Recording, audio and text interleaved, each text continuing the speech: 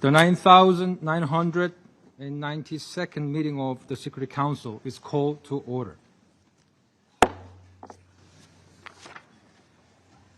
The provisional agenda for this meeting is the situation in the Middle East. The agenda is adopted.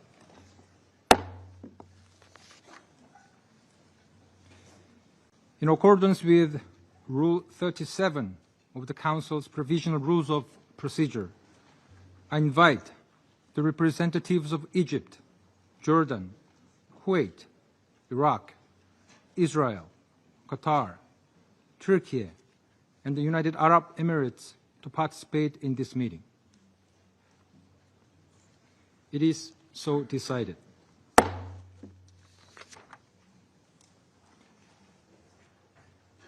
I request the Protocol Officer to escort His Excellency Sheikh Mohammed bin Abdulrahman bin Jassim Al Thani, Prime Minister and Minister for Foreign Affairs of the State of Qatar, to his seat at the Council table.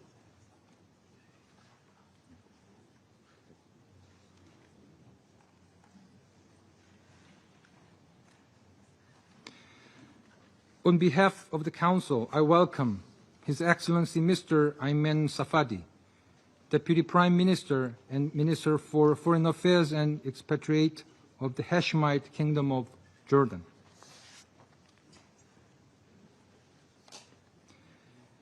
In accordance with Rule 39 of the Council's Provisional Rules of Procedure, I invite Ms. Rosemary DiCarlo, Under Secretary General for Political and Peace-Building Affairs, to participate in this meeting. It is so decided. The Secretary Council will now begin its consideration of Item 2 of the agenda. I now give the floor to Ms. Rosemary DiCarlo. Thank you, Mr. President. We gather yet again as the scope of violence in the Middle East has widened, further threatening regional security and stability. Israel's airstrikes in Doha, Qatar on 9 September shocked the world. It was an alarming escalation, especially since it targeted individuals who were reportedly gathered to discuss the latest U.S. proposal for a ceasefire and hostage release deal in Gaza. The Secretary General condemned this strike as a violation of Qatar's sovereignty and territorial integrity. He calls on member states to ensure respect for their obligations under international law, including the principles of the United Nations Charter. The sovereignty and territorial integrity of any country, including Qatar, a valued partner in advancing peacemaking and conflict resolution, must be respected. According to statements by Qatar, Israel targeted residential compounds housing members of the political bureau of Hamas around 15:45 local time on Tuesday. Hamas stated that the son of its chief negotiator, Khalil al-Hayya, as well as his office manager and 3 other people affiliated with the group, were killed. Hamas also said its senior leadership survived the attack. According to Qatar, 1 Qatari security officer was killed and 7 other security personnel were injured. Qatar's foreign ministry immediately condemned the attack, saying this criminal assault constitutes a blatant violation of all international laws and norms that posed a serious threat to the security and safety of the country. Israel claimed responsibility for the attack as soon as the news broke. Prime Minister Netanyahu announced that the strike was a wholly independent Israeli operation after the fatal attack in Jerusalem on 8 September, for which Hamas claimed responsibility. Many countries in the region and beyond, as well as regional organizations, including the Gulf Cooperation Council, the League of Arab States, and the Organization of Islamic Cooperation, condemned the attack and expressed concern about further escalation. Mr. President, in less than a month, we will mark the 2nd anniversary of the horrific acts of terror that sparked the hostilities in Gaza. In these 2 years, the conflict has killed tens of thousands of people, mostly civilians, and almost completely destroyed Gaza. The situation in the occupied West Bank, including East Jerusalem, has continued to spiral downward. This period has also seen dangerous escalations across the region, involving Iran, Lebanon, Syria, and Yemen. The Israeli attack on Doha potentially opens a new and perilous chapter in this devastating conflict, seriously threatening regional peace and stability. Qatar, along with Egypt and the United States, has been working intensively to broker a ceasefire and hostage release agreement in Gaza. Efforts aimed at ending the suffering and paving a path toward peace. We are deeply grateful for Qatar's steadfast commitment and constructive diplomacy. All parties must act to preserve these efforts. Regrettably, Israel's actions came at the height of ongoing consultations with the parties. Any action that undermines the work of mediation and dialogue weakens confidence in the very mechanisms we depend on for conflict resolution. Preserving the integrity of negotiation and mediation channels is crucial for fostering the trust that parties need to engage in meaningful dialogue. It is also vital for safeguarding the norms that underpin diplomacy and peacemaking. Durable and just solutions to the crises in the Middle East will not come out of more violence and more fighting. I call on all stakeholders to exercise utmost restraint at this sensitive time and recommit to diplomacy. The urgency of a ceasefire and hostage release deal in Gaza has never been greater. Strike a deal, free the hostages, and the suffering of the people of Gaza. Thank you, Mr. President. I thank Ms. DiCarlo for her briefing. I now give the floor to those council members who wish to make statements. I give the floor to the representative of Algeria. Thank you, President. At the outset, I would like to thank Under-Secretary General DiCarlo for her briefing. We meet once again in the wake of yet another grave and unlawful act committed by the Israeli authorities, in addition to the endless record of their systematic violations of international law. Israel behaves as if law does not exist, as if borders are illusions, as if sovereignty itself is a dispensable notion, as if the UN Charter is an ephemeral text. Meanwhile, in Gaza, innocent lives are annihilated by the thousands. The world watches helplessly horrific image of destruction, devastation, and human despair. Yet, even that current carnage in Gaza is not enough for the Israeli authorities. In the span of days, Israel has struck Syria, Lebanon, Yemen, and now a renowned peace broker, the state of Qatar. This is not strength. It is recklessness. It is the sign of madness. It is the conduct of an extremist government unborn by immunity, by impunity. A government dragging the region and the whole world toward the abyss. Mr. President, Algeria strongly condemns and denounces the cowardly Israeli aggression that targeted the Qatari capital, Doha. We express our full solidarity with the brotherly state and people of Qatar. The recent attack in Doha is more than a violation of sovereignty of a UN member.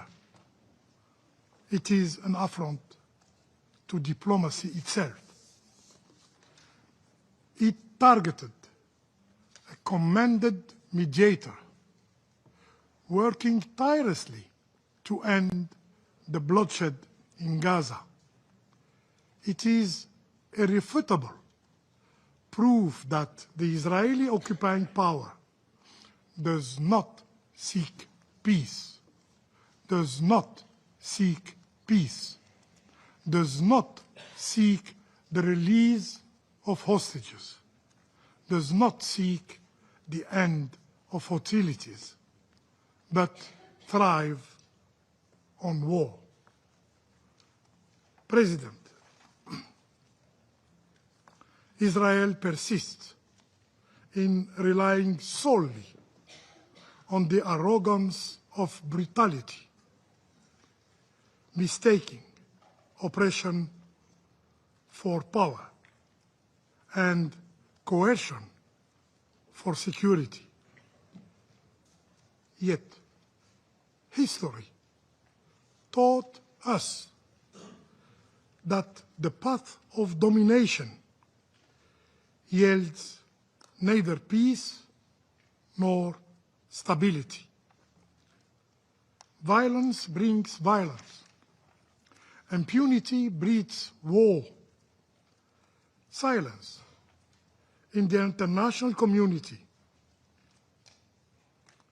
and of this very Security Council fuels chaos. And yet, this very council remains constrained, unable even to name the aggressor, to qualify aggression as a violation of international law. Mr. President, when will the international community awaken to its responsibilities? When will it deter the occupier? When will it halt the crimes and curb this reckless escalation threatening the entire region? The region, and indeed the world, demand meaningful action. Action to end aggression. Action to hold the occupying power accountable. Action to break the cycle of impunity. This Council must use all its tools, including sanctions, before it is too late. I thank you. I thank the representative of Algeria for the statement, and I give the floor to the representative of Pakistan. Thank you, Mr. President. We thank you for convening this urgent meeting at the request of Algeria, Pakistan, and Somalia, and supported by other Council members. We also thank Under Secretary General DiCarlo for her briefing. We welcome the presence of His Excellency Sheikh Mohammed bin Abdurrahman Al Thani, the Prime Minister and Minister of Foreign Affairs of the State of Qatar. We also welcome the participation of the Deputy Prime Minister and Foreign Minister of Jordan, the representatives of UAE, Turkey, Iraq, Kuwait, and Egypt to this meeting. Pakistan condemns in the strongest possible terms the illegal and unprovoked Israeli aggression against the brotherly state of Qatar. This reckless and provocative attack constitutes a flagrant violation of the sovereignty and territorial integrity of Qatar contrary to the fundamental principles of international law, including the UN Charter, in particular its Article 2.4, prohibiting the threat or use of force. As the Prime Minister of Pakistan has stated, this act of aggression by Israel is totally unjustified and constitutes a most dangerous provocation that could imperil regional peace and stability. The Israeli strikes targeted a residential neighborhood, deliberately endangering civilians, and thus also constitute a grave breach of international humanitarian law. This brazen and illegal assault is not an isolated incident. Rather, it is part of a broader and consistent pattern of aggression and violation of international law by Israel that undermines regional peace and stability.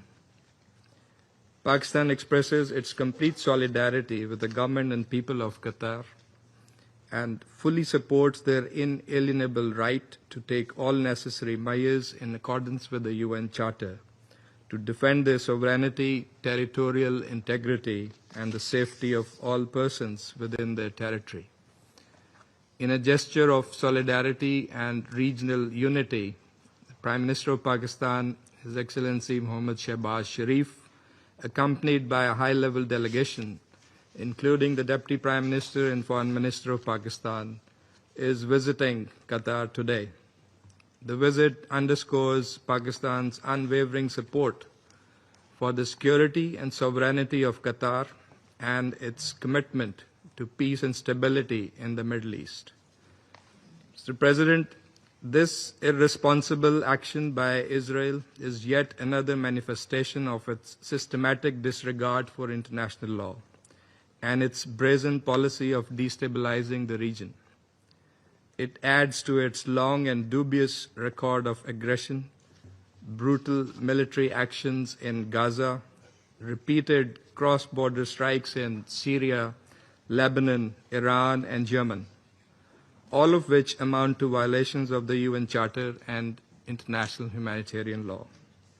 Such acts of aggression, as defined by UN General Assembly Resolution 3314, also set a dangerous precedent, erode the primacy of rule of law, and breed a culture of impunity that threatens the security of all states. In view of the gravity of the situation, an extraordinary Arab-Islamic summit will take place in Doha on 15 September, with a view to ensuring a united response to Israel's aggression and to reaffirm the primacy of international law and the UN Charter. Pakistan will participate in this important meeting at the high level. Mr. President, at a time when delicate negotiations on Gaza peace deal were progressing towards a possible breakthrough, striking the territory of a principal mediator and those directly involved in negotiations is a deliberate attempt to sabotage diplomacy, derail peace efforts, and prolong the suffering of civilians. It is evident that Israel, the occupying power, is bent on doing everything to undermine and blow up every possibility of peace. It also raises serious questions whether the return of hostages was indeed a priority. Clearly, Israel's destructive policies are incompatible with the international community's quest for peace and stability. Sadly, it has been emboldened by the weak response and inaction by this Council. Pakistan commends Qatar's important and constructive role in facilitating mediation efforts, including for a ceasefire and release of hostages, which has been widely and consistently appreciated by all Council members, together with the role of Egypt and the United States. We recognize Qatar's tireless and principled engagement with all parties, often under most challenging circumstances, to keep the channels of dialogue open and advance prospects of peace. Qatar has consistently demonstrated leadership, wisdom, and commitment to humanitarian principles, working in close coordination with regional and international partners to bridge divides, promote peace, reduce tensions, and alleviate the plight of the Palestinian people. Undermining such a credible and indispensable mediator threatens to extinguish one of the few viable pathways towards a just and lasting peace. Targeting Qatar is thus not only an attack on a sovereign state, but also an attack on diplomacy and mediation itself.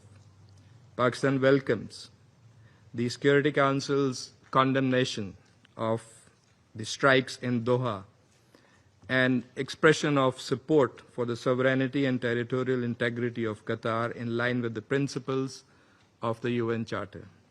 The Council must go beyond, must hold Israel accountable, safeguard the role and protection of mediators engaged in peace efforts, and recommit to the centrality of international law and the UN Charter in maintaining international peace and security.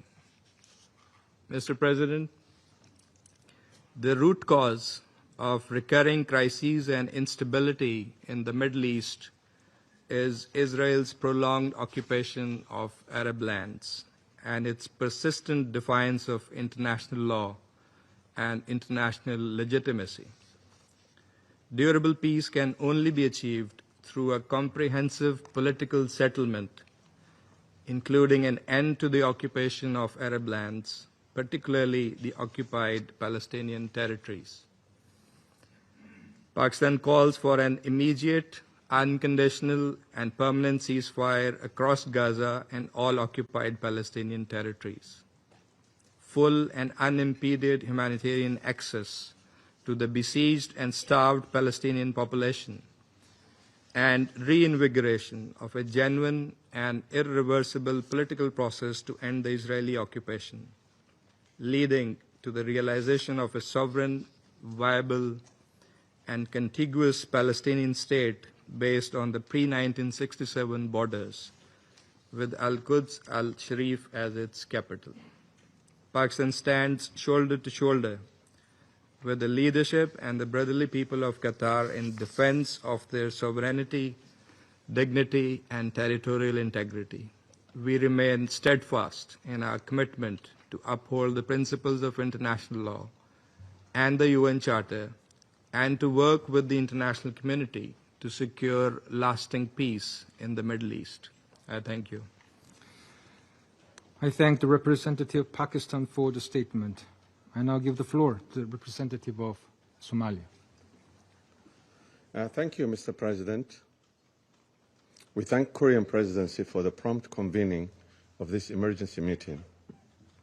I also want to thank USG Ms. Rosemary DiCarlo for her comprehensive briefings on the alarming development unfolding in the Middle East.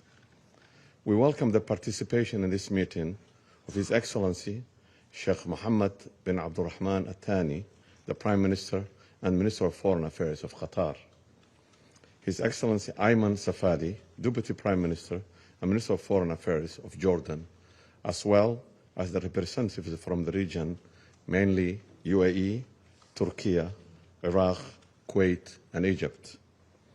Mr. President, the Israeli airstrikes on residential areas in Doha, the capital of Qatar, on September 9th marks a grave and perilous escalation. It has far-reaching consequences, not only for the countries directly involved, but for the entire region and beyond. We unequivocally condemn this brazen act of aggression, which is flagrant violation of Qatari sovereignty and territorial integrity, and risk the destabilizing an already fragile region. Such actions are in direct defiance of the core principles enshrined in the United Nations Charter, notably Article 2, Paragraph 4, which prohibits the threat or use of force against any state's territorial integrity or political independence. Somalia stands in solidarity with the sisterly state of Qatar and supports its right to take all necessary measures to safeguard its sovereignty and security.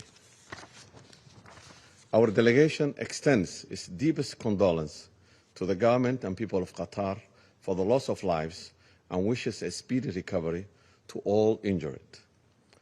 This attack by Israel on a residential area housing embassies and schools shows the blatant disregard for human life. Mr. President, these consequences are not merely coincidence.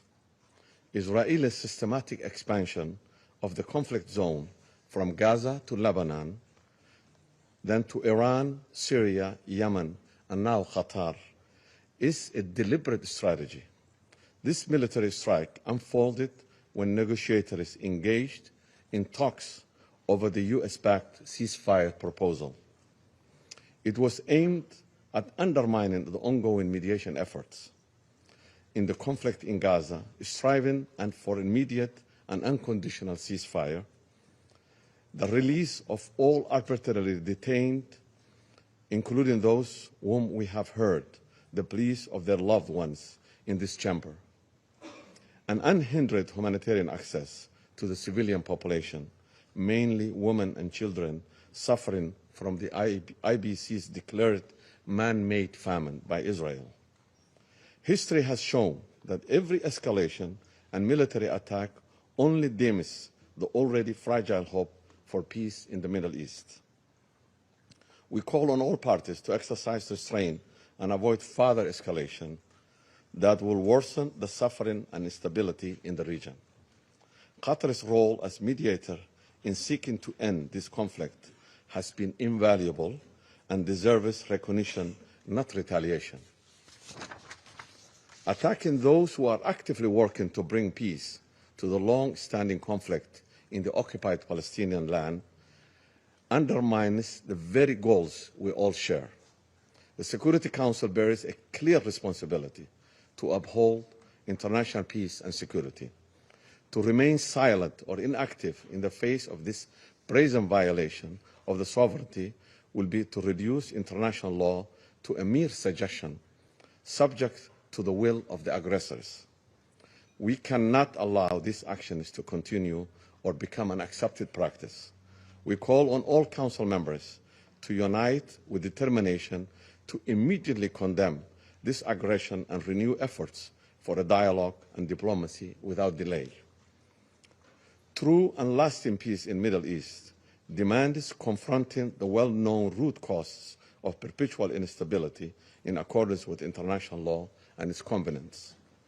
To conclude, Mr. President, Somalia reaffirms its unwavering solidarity with the people of Qatar and joins the international community in demanding a swift return to diplomacy and adherence to international legal norms and the principles enshrined in the United Nations Charter. I thank you.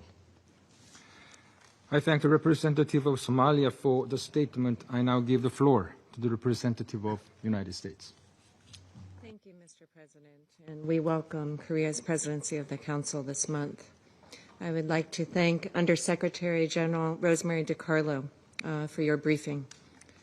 And the United States would like to offer our sincere condolences to the family of the Qatari Internal Security Force member killed in the attack.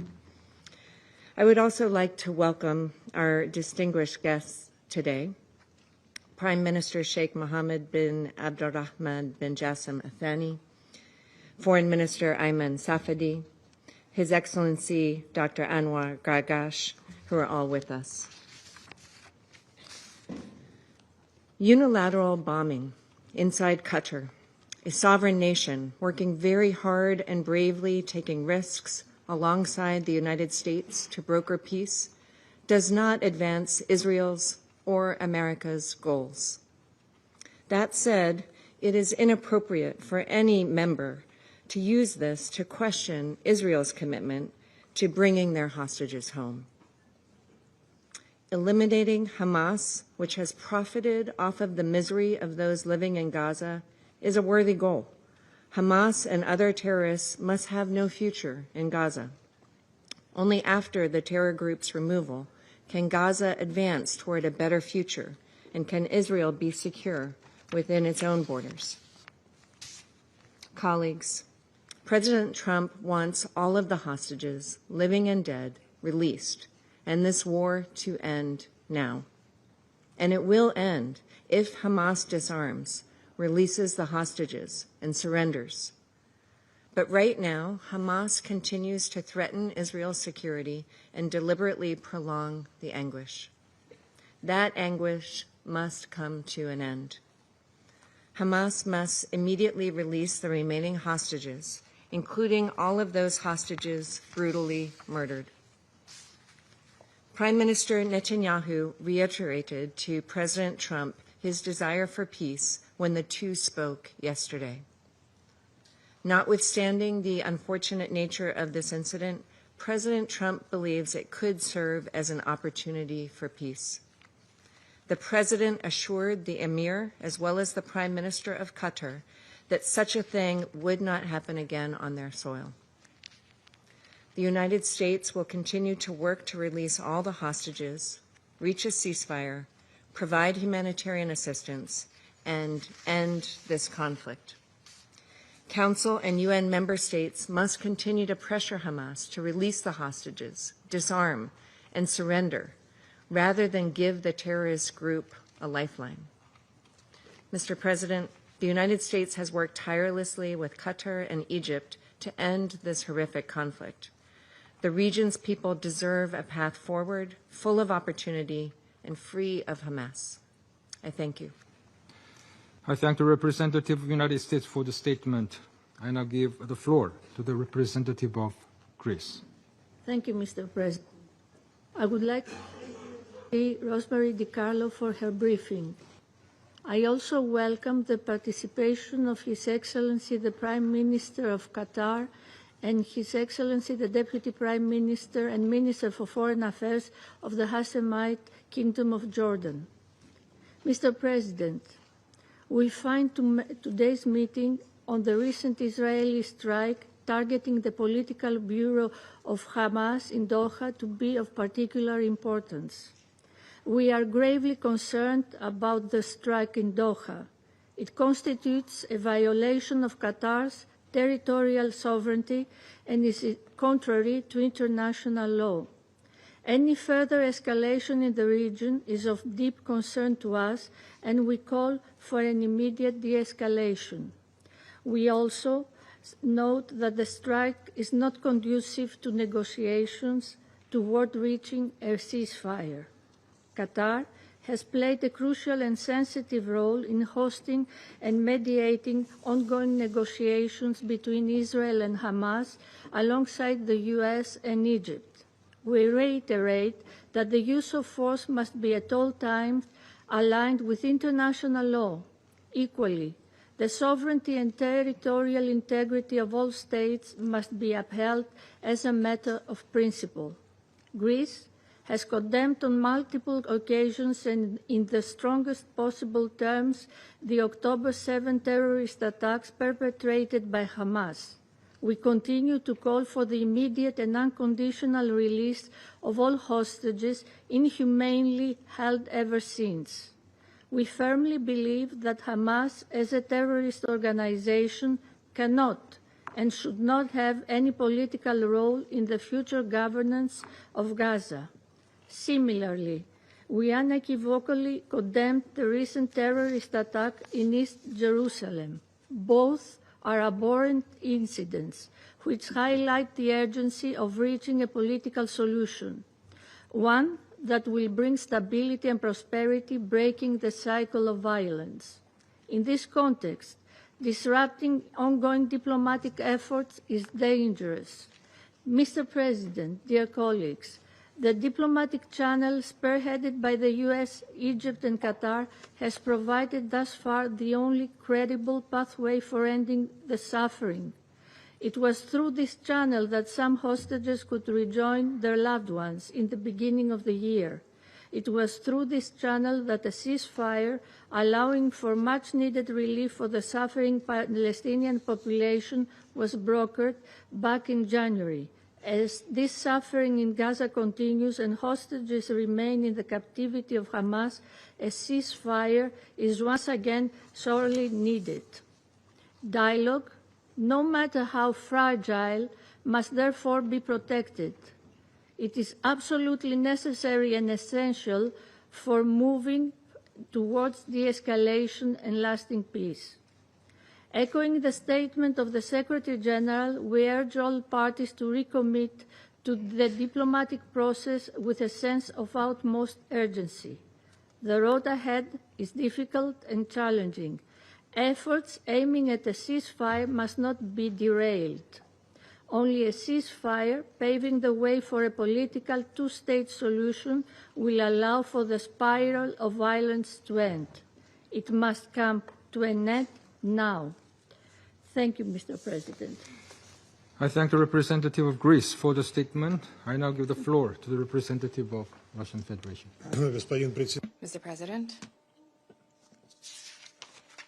we thank the presidency for the prompt convening of the meeting in connection with Israeli strikes on Qatar at the request of Algeria, with support from Somalia, Pakistan, France, and the United Kingdom. We are grateful to the Undersecretary General, Rosemary DiCarlo, for the briefing. We attentively studied the position of the Qatari side, which was set out in the letter which was circulated on the 9th of September. We believe that such assessments of what transpired will be provided by the Prime Minister, Minister for Foreign Affairs of Qatar. We welcome your participation, Mr. Prime Minister. Mr. Minister, as well as the Minister of the Representative of Jordan, as well as other participants.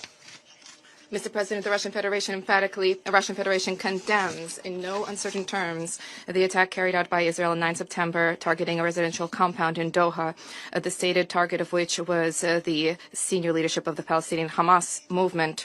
As a result of this egregious attack, according to preliminary reports, 6 people died, including a staff member of the Interior Ministry of Qatar, and Emirati citizens died. We are very much concerned by the fact that the Israeli Air Force carried out strikes targeting a residential area in the Qatari capital, where foreign missions are carried out, where foreign missions are located. The Russian diplomatic mission is 600 meters from the area of the attack, as well as there are homes there and busy roads, as well as schools and kindergartens. In other words, the victim of this large-scale airstrike, which was carried out in the middle of the working day at 15:45 local time, could have been far greater. The number of casualties could have been far greater. These are innocent civilians, including our diplomatic colleagues, their wives, and their children. They're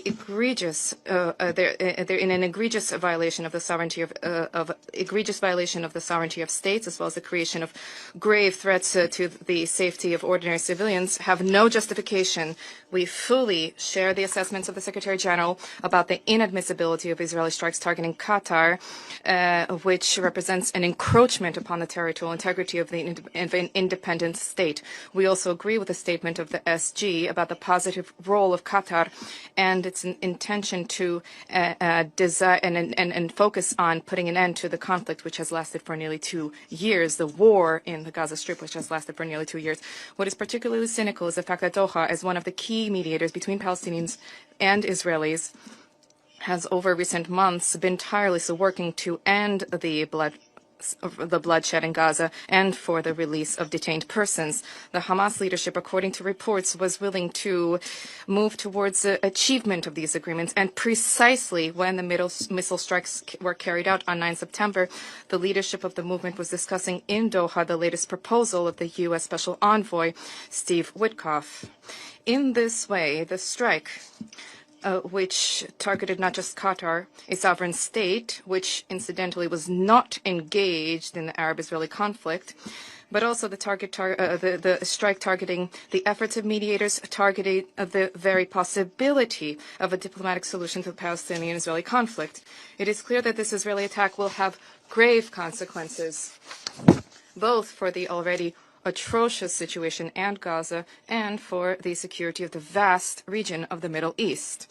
Mr. President, unfortunately, what transpired 2 days ago is no coincidence.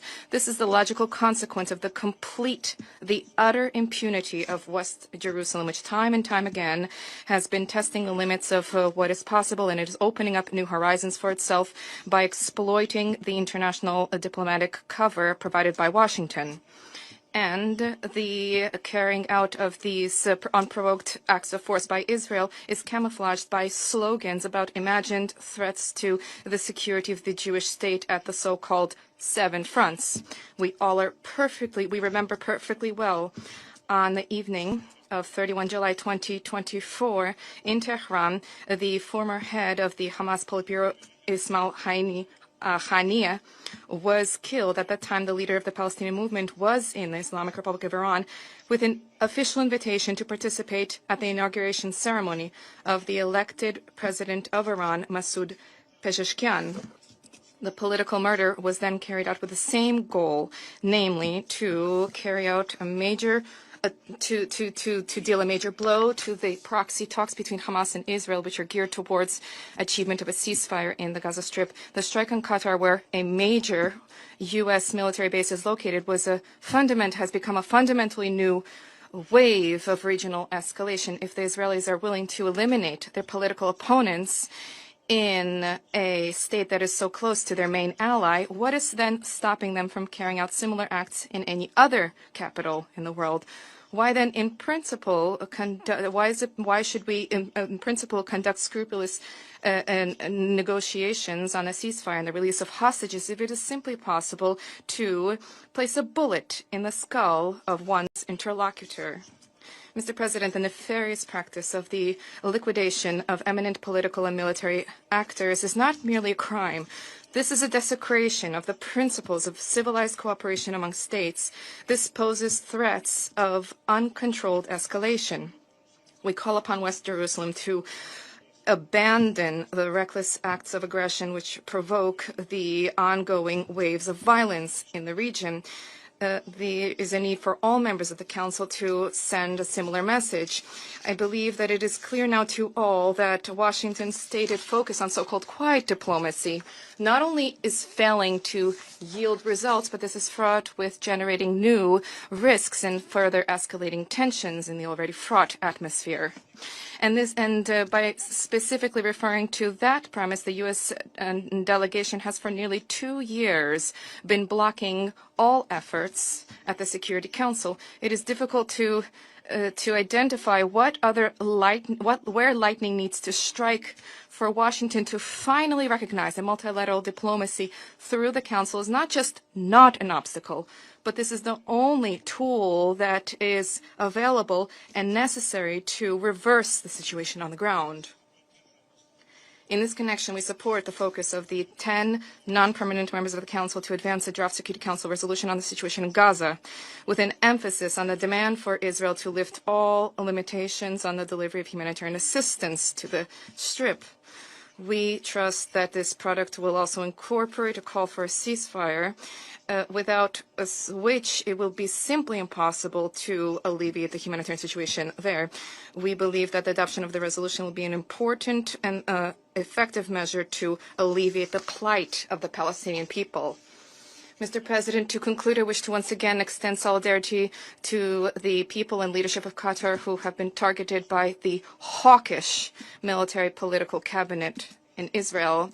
The consolidated detailed consolidated Russian-Arab assessments of this unprovoked act of force and the whole developments in the Middle East were made today in Sochi during the Russian GCC summit.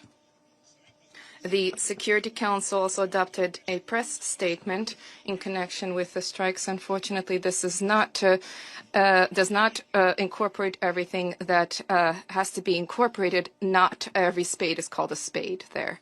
Thank you. I thank the representative of Russian Federation for the statement. I now give the floor to the representative of Denmark.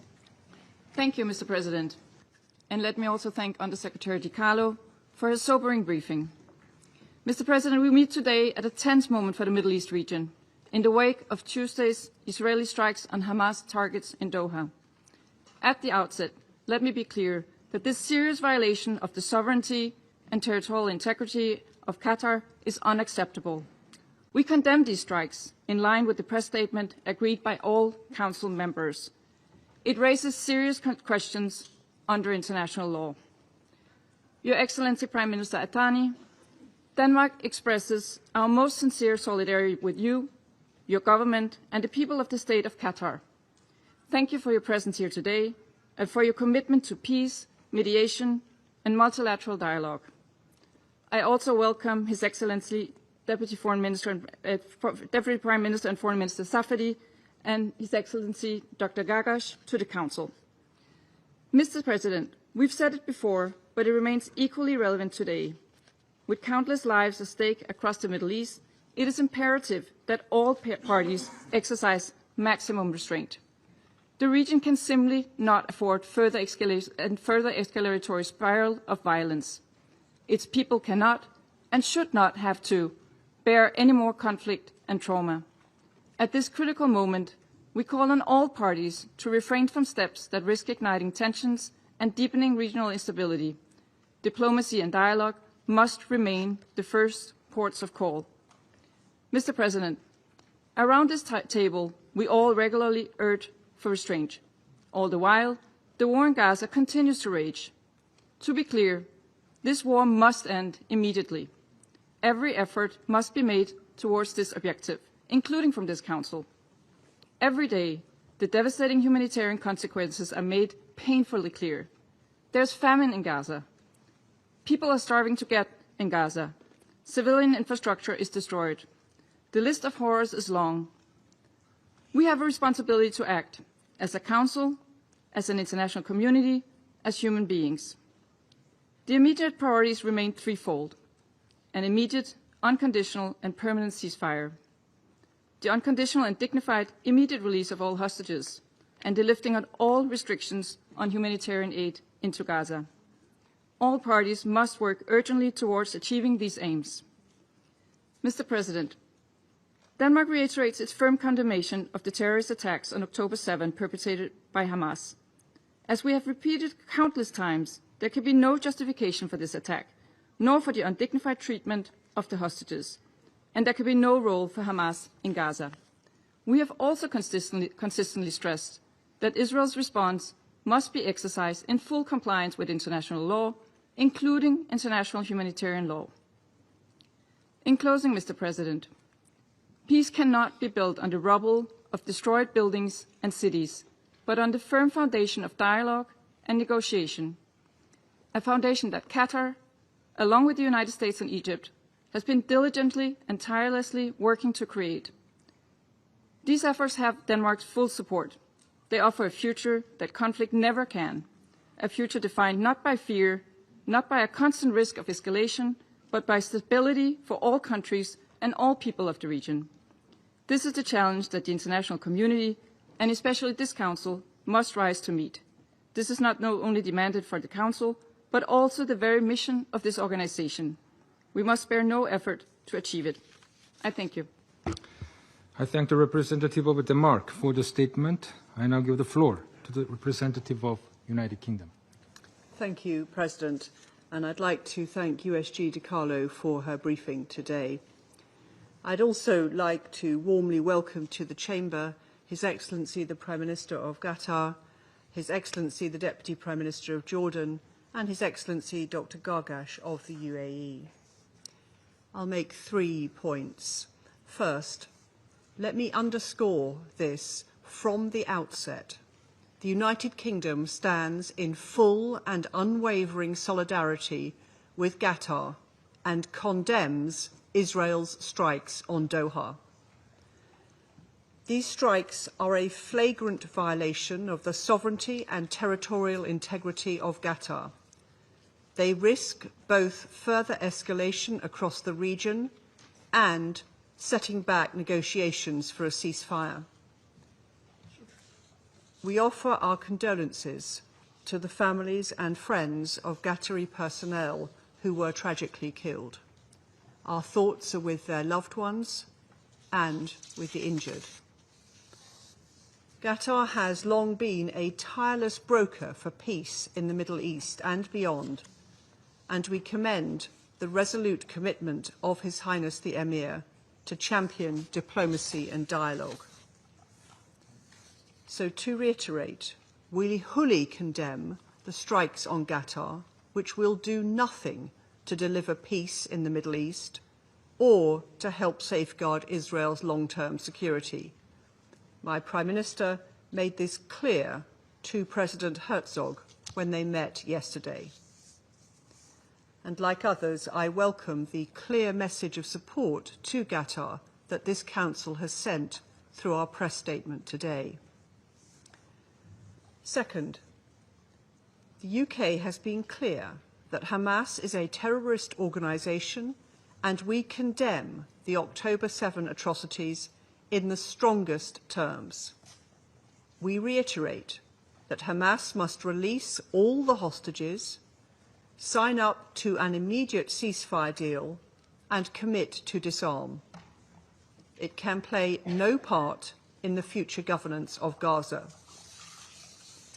Third, with each day that passes, the hostages suffer in appalling conditions, and the people of Gaza endure starvation and repeated displacement. This week's evacuation orders across northern Gaza will worsen the humanitarian catastrophe. The Israeli government's decision to further escalate its offensive in Gaza is wrong. And today, I reiterate that we urge Israel to reconsider immediately. We staunchly support the efforts of Qatar, the United States and Egypt to achieve a ceasefire in Gaza, to secure the release of the hostages and bring this conflict to an end. We urge all parties to re-engage meaningfully to reach a negotiated deal. We also need an urgent surge of humanitarian aid into Gaza. It is abhorrent that famine is unfolding in parts of Gaza City, and we need immediate action to prevent it from spreading further. Israel must lift all restrictions on aid and allow the UN to deliver life-saving aid at scale. President, the only way to achieve lasting peace and security for Palestinians and Israelis alike is through a political solution. The UK will continue to work with our partners to develop a framework for long-term peace consistent with a two-state solution. Thank you. I thank the representative of the United Kingdom for the statement. I now give the floor to the representative of Slovenia. Thank you, Mr. President, and I thank Under-Secretary General DiCarlo for her briefing. I welcome a number of high-level speakers, in particular Prime Minister of Qatar and Deputy Prime Minister of Jordan. Colleagues, sovereignty and territorial integrity of countries across the region violated. Security Council resolutions rejected. General Assembly processes ignored. ICJ decisions disregarded. Advisory opinions ignored. Civilians starved and killed. International mechanisms flouted. The UN pressured. Humanitarian and medical workers, journalists attacked. Inhumanity and simply cruelty. A sense of complete impunity. And now, negotiators attacked on a foreign soil. I wonder, is this how peace is pursued? Is this really a way to bring hostages home? Slovenia is gravely concerned over the latest escalation in the Middle East. We strongly condemn the Israeli attack on the sovereignty and territorial integrity of the State of Qatar, and we stand in solidarity with Qatar. We once again call for full respect of the UN Charter and rules of war. Nobody Nobody is above the law, no matter how mighty one feels. We commend the crucial and constructive role of Qatar, a key mediator for a ceasefire in Gaza and for the release of hostages. We thank them for their efforts and urge them to continue. This Council has been unequivocal in our support to the role and work of the mediators, Egypt, Qatar, and the United States. Everyone around this table supports the process of mediation. What more can be said in this Council? How else can we say that all the red lines have been crossed and that enough is really enough? Colleagues, it's not the attempts of the Council members that are preventing solutions. It is allowing this sense of impunity of Israel to continue. That's why country after country are announcing bilateral measures aiming at the Israeli government to reconsider its current policy and to return to respecting international law obligations. They are our response to persistent violations of international humanitarian law, to impunity, and to what we now clearly see, a flawed commitment to negotiations. All these measures are not gestures. They are not performative actions. They are sincere acts of countries, leaders, and global public conscious of our responsibility to humanity and of our promise of never again. Colleagues, on this day of 9/11, when we commemorate horrible terror attacks on the United States and pay tribute to innocent victims, Slovenia reaffirms its resolute stand against terrorism. We repeat our condemnation of the Hamas brutal attack on 7 October. We take this opportunity to strongly condemn the latest terror attack on civilians in Jerusalem. This is yet another reason for peace efforts to double. In words of Undersecretary General DiCarlo, the urgency has never been greater. This war must end, suffering must end. Mr. President, in the midst of the latest escalation, Gaza humanitarian catastrophe continues. Window of opportunity to prevent famine from spreading across the Strip is closing. New offensive is relentlessly pounding what is left in the middle of ruins. Instead of packing a backpack to start a new school year, Gaza children are forced to pack what is left of their belongings to be displayed yet again.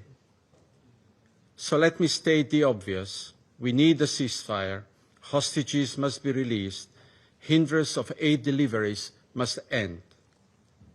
The negotiations have certainly seen its share of obstacles from both parties, but an escalation of this sort is not contributing to peace. So we appeal for a renewed commitment to negotiations in good faith by both parties to the conflict. Thank you. I thank the representative of Slovenia for the statement, and I give the floor to the representative of Panama. Muchas gracias, señor. Thank you, Mr. President. Panama is grateful for the convening of this emergency meeting, and we're also grateful for the report provided by Ms. Rosemary DiCarlo, Under Secretary General for Political and Peace-Building Affairs. Moreover, we welcome His Excellency Sheikh Mohammed bin Abdulrahman bin Jassim Al Thani to this meeting as Prime Minister and Minister of Foreign Affairs of the State of Qatar. We wish here to convey to him the solidarity of our country with the people and government of Qatar, as his country and the Middle East region withstand a gravely serious ordeal. Moreover, we hail the presence of His Excellency Ayman Safar, the Deputy Prime Minister and Minister for Foreign Affairs and Expatriates of Jordan. And we welcome to this meeting the distinguished representatives of the United Arab Emirates, Egypt, Iraq, Israel, Kuwait and Turkey. They do us a great honor by being with us today. Panama condemns fervently condemns and repudiates the unstoppable tide of violence in the region of the Middle East. The attacks perpetrated against civilians in Jerusalem on Monday, for which Hamas claimed responsibility, are a demonstration of the extremism and terror that this group has sown for decades. Israel's subsequent action in Doha on Tuesday, that was also condemned by Panama, stands as a reprehensible and flagrant violation, one that stands as an attack on the sovereignty, territorial integrity and security of a member state of this very organization. Such acts are breaches of international law and the United Nations Charter. Moreover, they imperil the most fundamental principles of multilateralism, principles that for our country are the very basis of the peaceful coexistence between states. These facts demonstrate that the continued use of force and force alone has not offered, nor will it be able to offer, a solution to this current war. Neither has this exclusive use of force resolved, or will it be able to resolve, the deep root causes that have caused the Israeli-Palestine conflict to rage on for almost 8 decades. On the contrary, the use of force has simply seen the entrenchment of the logic of extremes. It has fueled a cycle of violence which hinders and indeed blocks any path towards a political solution. The result of these acts has been more uncertainty, greater risk to the entire civilian population, including to the hostages that remain in Gaza, and the weakening of the mediation process spearheaded by Qatar, Egypt, and the United States. Attacking a state who is acting as a mediator and who has acted as headquarters for negotiations seeking peace, as is the case with Qatar, is a direct strike on the possibility of achieving a ceasefire in Gaza, a ceasefire which is vital to halt the suffering of the Palestinian civilian population and to open a safe environment to allow the immediate, dignified and unconditional release of all hostages who are now not safer but on the contrary facing even greater risk. These irresponsible actions are not simply a threat to the security of the civilian population. They may also have, and indeed did, imperil accredited diplomatic missions in Doha, including the Embassy of Panama, only a short distance away from the attack, some 100 meters. We wish to express our sincere condolences with the families of the Qatari victims and other victims of this attack. There may have been victims from other friendly countries, and that undermines international friendly efforts to guarantee that we have a stable, safe environment crucial for dialogue and negotiation. Mr. President, what occurred in Doha is part of a spiral of violence, which is also reflected in the attacks waged against a humanitarian flotilla in Tunisia and more generally in the devastating situation in Gaza and the West Bank. Panama prioritizes negotiation and dialogue as the only legitimate pathways towards a lasting peace. With that in mind, we invite parties to demonstrate indeed that they are seeking a genuine peace agreement and not seeking to extend the conflict. Moreover, we here underline the fact that no goal, as legitimate as it may be considered to be, can justify the use of means which violate international law or the principle of protecting human life. Panama asks the parties to exercise the utmost restraint. We urge them to step up their efforts to urgently achieve a sustainable ceasefire to facilitate the immediate and unconditional release of all hostages and to guarantee the safe, appropriate and sustained access of humanitarian aid, vital humanitarian aid to Gaza at scale. The experience of the temporary truce, however short and fragile it was, demonstrated that it is possible to halt human suffering, just as it is to allow the effective delivery of humanitarian aid in an unfettered way and to make progress with releasing the hostages. Mr. President, a source of grave concern is the notion of wishing to justify and wage war on the basis of the premise that the ends justify the means, whatever those ends may be. And this, our principles must be upheld, whoever is concerned.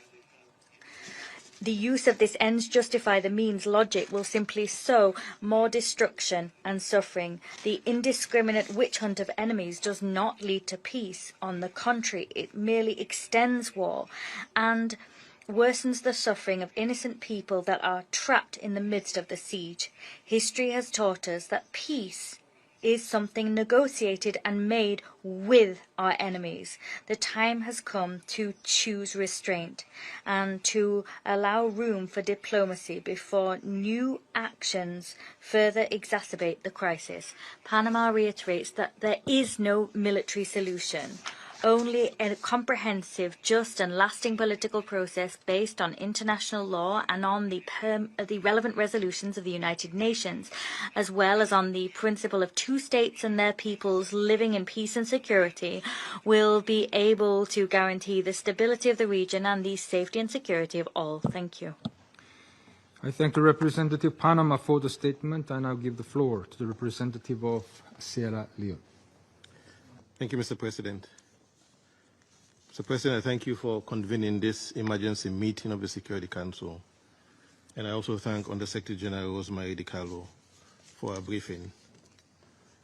Although in very difficult circumstances, I welcome to the Council His Excellency Sheikh Mohammed bin Abdulrahman bin Jassim Al Thani, Prime Minister and Minister for Foreign Affairs of the State of Qatar, and express not only the full solidarity of Sierra Leone, but also our commendation for Qatar's valuable global mediation efforts in conflict situations, particularly in the Middle East as well as in Africa.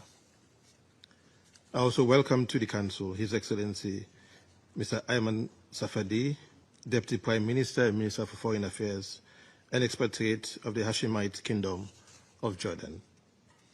Sierra Leone notes the letter dated 9 September 2025 from the Permanent Representative of the State of Qatar, transmitted as document S/2025/563, which draws the Council's attention to the grave incident that has prompted our deliberations.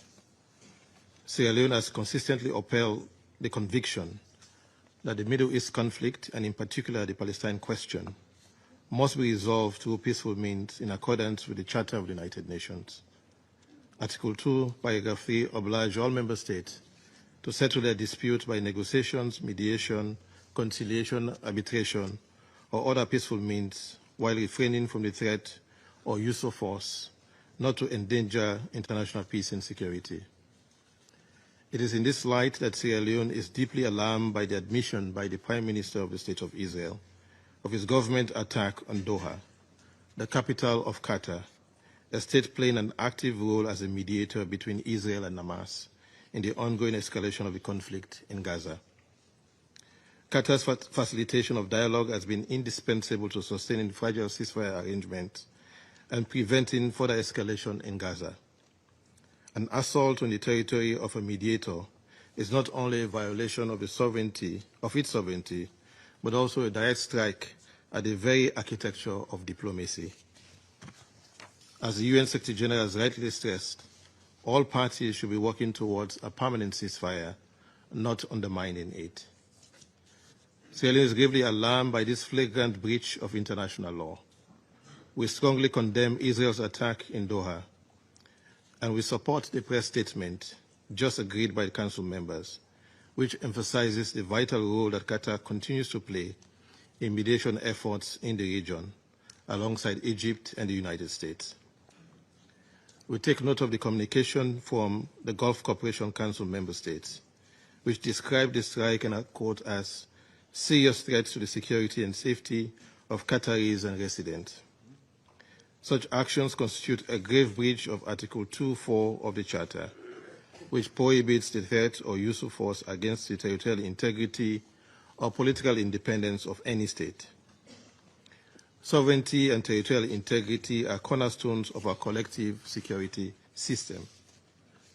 As we strongly condemn the Doha attack by the State of Israel, we commend the restraint demonstrated by the State of Qatar. Sierra Leone calls for the continuation of the exercise of maximum restraint, the peaceful resolution of dispute, and full respect for the sovereignty and territorial integrity of the State of Qatar, in compliance with international law, the Charter of the United Nations, and provisions of relevant Security Council resolutions. States with influence must leverage such influence for de-escalation and peace in the region. Mr. President, beyond the violation of sovereignty, Sierra Leone is gravely disturbed by reports of targeted assassinations of individuals who should be considered protected persons under international law, particularly international humanitarian law. Equally troubling are reports of such assassinations in residential areas. The Geneva Conventions, particularly the Fourth Convention, and their additional protocols, clearly prohibit violence against civilians and all persons not taking a direct part in hostilities. The Geneva Conventions explicitly forbid violence to life and person, in particular murder of all kinds against those not taking active part in hostilities. Mediators, negotiators, medical personnel, journalists, humanitarian staff, and civilians remain under the protection of international law. Willful killing of such persons constitutes a grave breach of the Geneva Conventions and a war crime. We are appalled by the deliberate targeting of civilians and mediators under safe conduct, acts that undermine the distinction between combatant and non-combatant, including those not taking part in hostilities, with no continuous combat function, and outside areas of hostilities. We must be clear. International law does not recognize revenge. International law recognizes only lawful self-defense on the use of force against imminent unlawful attack or collective action authorized by the Security Council. Acts motivated by revenge, retaliation are illegal. No justification can excuse deliberate attacks on those who are not engaged in active combat functions. Colleagues, this development points to a larger challenge confronting the international community: the persistence of impunity in the face of serious violation of the UN Charter and international law. When such acts are met with silence or selective responses, perpetrators are emboldened to continue, eroding the credibility and weakening the rules-based international legal order. For the Council, failure to respond risks reducing this body to a bystander in the very crises it is mandated to address, and would amount to a referendum on the system we've built. Sierra Leone therefore urges this Council to affirm unequivocally the inviolability of the sovereignty and territorial integrity of Qatar and all member states to ensure that unlawful assassinations of protected persons are thoroughly investigated, to hold perpetrators accountable under international law, and to redouble efforts to bring the current conflict to an end through genuine good faith negotiations leading to a just and lasting peace. Mr. President, as we speak to the violations of the sovereignty of the State of Qatar, in the State of Palestine, in both the West Bank and Gaza, the inhumanity continues with ongoing hostilities. We remain gravely concerned about the humanitarian catastrophe in the Gaza Strip, with the declared famine, bombardment, and evacuation orders in Gaza City, mass displacement, act and rhetoric evincing genocidal intent. We are equally gravely concerned about the plight of hostages and recall with condemnation the 8 September attack on Israeli civilians at a Jerusalem bus stop, in which 6 people were killed and 8 others wounded. Violence on either side will only breed more violence, deepen suffering, and erode prospect for peace. We reiterate the imperative for an immediate ceasefire, the safe and unimpeded delivery of humanitarian aid, and the release of all hostages. The Council must demand a ceasefire, particularly when a mediator state has been so flagrantly attacked. The peoples of the Middle East, and indeed the peoples of the world, look to this Council for leadership, consistency, and resolve. Upholding the Charter is not optional. It is a binding obligation. Sovereignty must be respected, civilians and other protected persons must be safeguarded, and international law must be enforced without fear or favor. Only by doing so can we end impunity, restore confidence in the rules-based international legal order, and open the path to peace. As the Irish poet William Butler Yeats won in The Second Coming, immortalized in Things Fall Apart by the Nigerian author Chinua Achebe, and I quote, "Things fall apart, the center cannot hold. Mere anarchy is loose upon the wall," end of quote. The United Nations is the center of the post-1945 multilateral rules-based system, and the Security Council its nucleus for peace and security. We must therefore act now with unity and determination. Anything less will betray our collective responsibility and the trust that the peoples of the world have placed in us. The system, as we know it, risks falling apart, and anarchy would indeed be loose. Foregoing, Guyana makes the following 4 appeals. First, the state of Qatar must be redressed for the unlawful act committed against it by Israel. The international order is premised on the rule of law, and states cannot simply contravene international law and the UN Charter in pursuit of unilateral objectives. Repeated violations of international law, if consistently met with no firm response from international organs such as the United Nations Security Council, risk engendering chaos and instability. Second, Israel's brutal war on Gaza must end immediately, unconditionally, and permanently. The catastrophic and man-made suffering to which civilians are subjected, and which has now escalated to famine, is a daily and painful reminder of how much this war continues to cost Palestinian civilians. Guyana urges the Security Council to take appropriate and urgent action in keeping with its responsibility to protect Palestinian civilians. Third, Guyana appeals to Israel to cease its warmongering in the already volatile Middle East. Too many fires have been ignited in the region, presenting serious risks to international peace and security. Israel must abide scrupulously with its obligations under international law. Fourth and final, Mr. President, we need strong political will to resolve the question of Palestine in a just, peaceful, and comprehensive manner.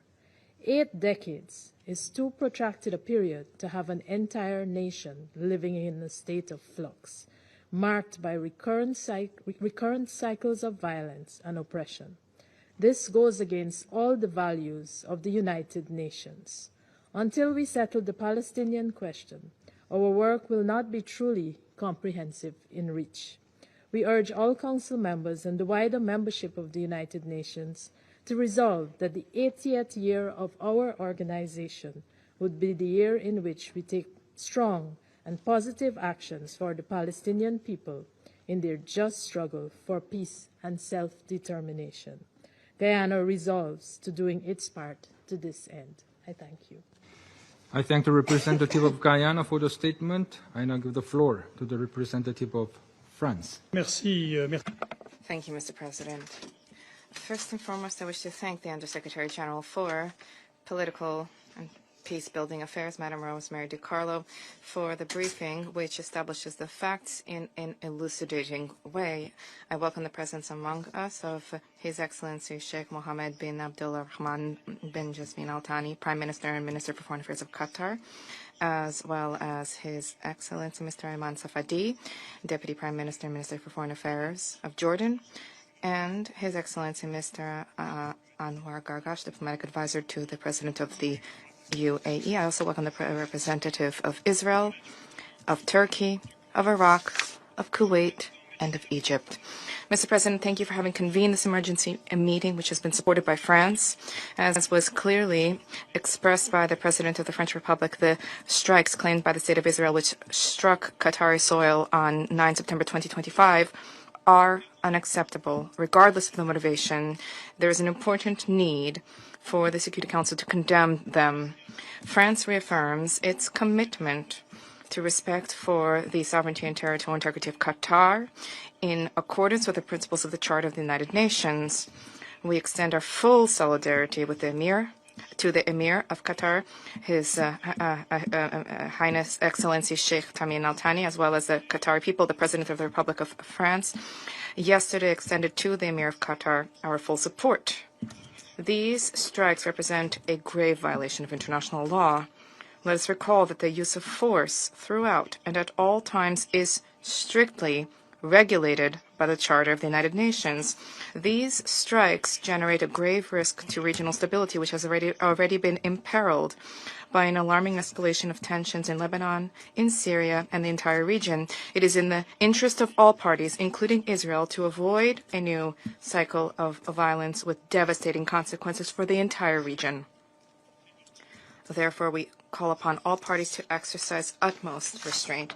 These strikes, lastly, targeted the very area where critical talks are being held for peace in Gaza and targeted those who were conducting the talks to achieve a ceasefire and the release of all hostages who are still being held by Hamas in Gaza. This needs to remain our paramount priority. Once again, France reiterates our unequivocal condemnation of the heinous crimes of Hamas, a terrorist movement, and the linchpin, and we call upon the movement to release the hostages and to renounce violence. The permanent state of war in Gaza cannot continue. France calls upon all parties to remain engaged in good faith to return in good faith negotiations to end this war in Gaza. To that end, we welcome the tireless efforts of Qatar, which alongside Egypt and the United States has been engaged in critical mediation efforts, and we are very much grateful to Qatar, a key mediator, and we call upon them to continue mediation to that end. Mr. President, there is an alternative to the cycle of violence. That is a political solution rooted in the two-state solution. This is the only way to achieve a lasting peace and security for the Israelis and for the Palestinians, as well as for the entire region. This solution hinges on the recognition of a sovereign Palestinian state with renewed and reformed governance. This solution hinges on the disarmament of Hamas, its exclusion for the future governance of Hamas, governance of Gaza, and the deployment of an international stabilization mission in the Strip. And this solution hinges on Israel's regional integration and the ultimate establishment and construction of a robust security architecture for the entire region. We will remain mobilized to achieve a two-state solution, as was the case during the conference in New York, co-chaired by Saudi Arabia. In July, the New York Declaration, the outcome of the work of the conference, sets out a unique roadmap to make the two-state solution a reality. This conference, which will undertake its next step on the 22nd of September during the high-level week of the General Assembly, generates unprecedented political momentum for peace and security for all in the region. This is a path towards peace. Thank you. I thank the representative of France for the statement. I now give the floor to the representative of China. Thank you, President. I thank Algeria, Pakistan, and Somalia for their initiative in organizing this meeting, and I welcome the presence of His Excellency Mohammed, Prime Minister and Minister for Foreign Affairs of Qatar, and His Excellency Safadi, Deputy Prime Minister and Minister for Foreign Affairs of Jordan, His Excellency Mr. Gargash, Diplomatic Advisor to the President of the UAE, and thank USG DiCarlo for her briefing. On September the 9th, Israel launched an attack on Doha, the capital of Qatar, in flagrant violation of Qatar's territorial sovereignty and national security, international law, and the UN Charter, and efforts to achieve peace. China resolutely opposes this and strongly condemns such an act. It is well known that Qatar, as an important mediator in the ceasefire negotiations, has made great efforts to promote the ceasefire and restore peace in Gaza, which has been highly appreciated by the international community. We note that on September 7th, the U.S. put forward a new ceasefire proposal and claimed that Israel had agreed to it. However, just 2 days later, a Hamas delegation which was discussing the ceasefire proposal was attacked by Israel. Such an act of bad faith, irresponsibility, and the deliberate sabotage of the negotiations is indeed despicable. China is deeply concerned that the attack could lead to further escalation of tensions in the region. We must point out that this incident is closely related to the long-standing differing positions of some non-regional countries regarding the Middle East issue. We would like to advise these major countries, in the interest of regional peace and stability, to take a fair and responsible stance to play a constructive role along with the international community in promoting a ceasefire and cessation of hostilities and in easing tensions in the region.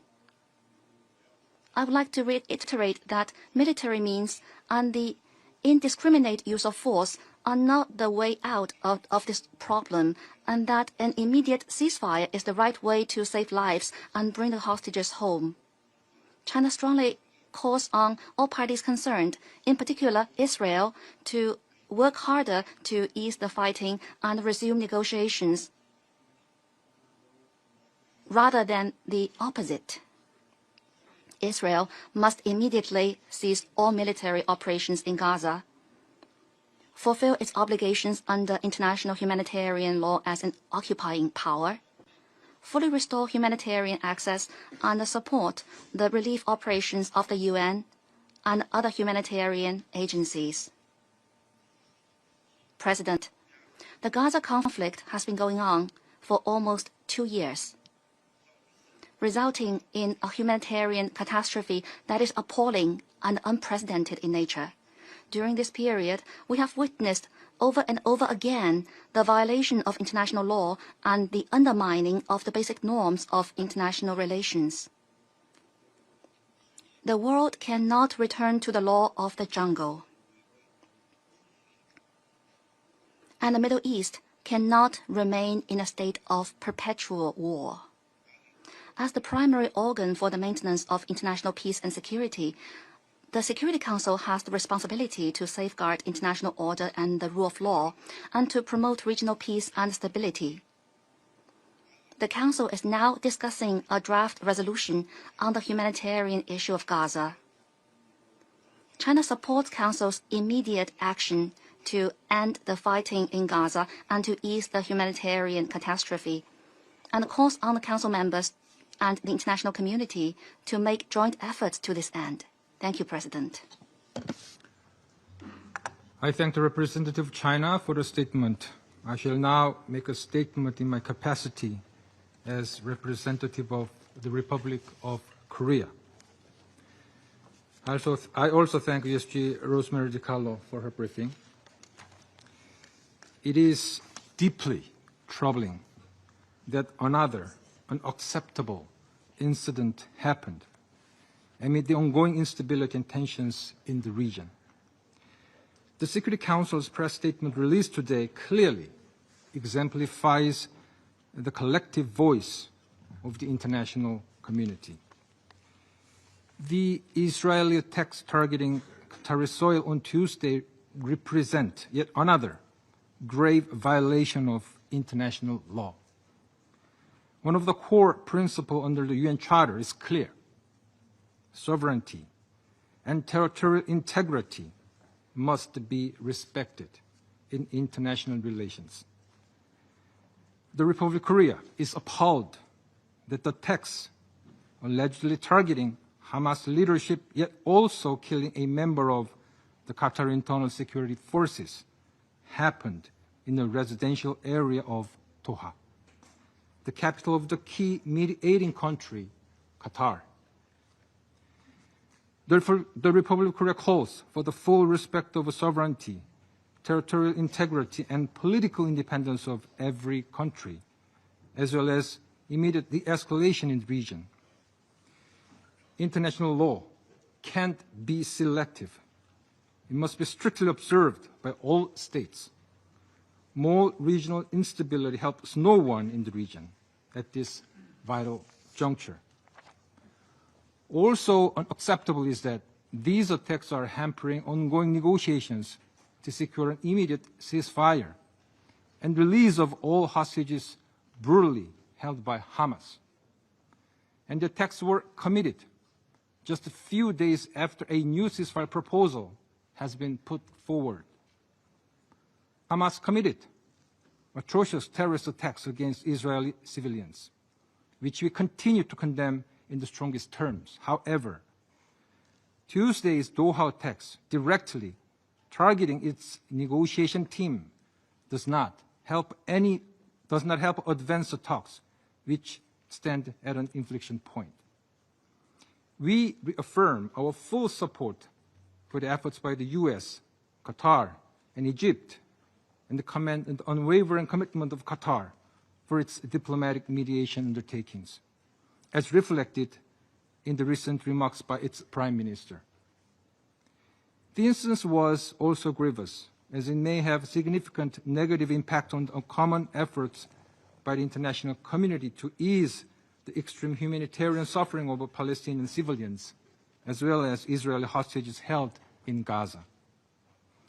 The international community, including members of this Council, are seeking measures, either multilaterally or bilaterally, to expand the desperately needed humanitarian aid to those civilians in Gaza.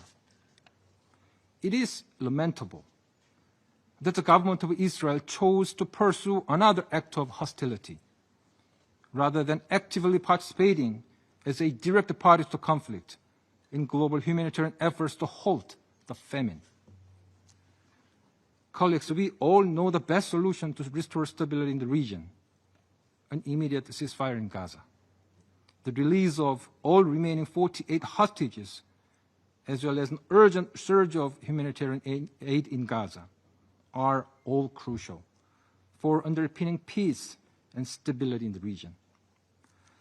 Upon yet another dangerous escalation in the region, we now hear once again the desperate voice of the long-suffering hostage families pleading for the finalization of the deal. We must listen. The war in Gaza must end now.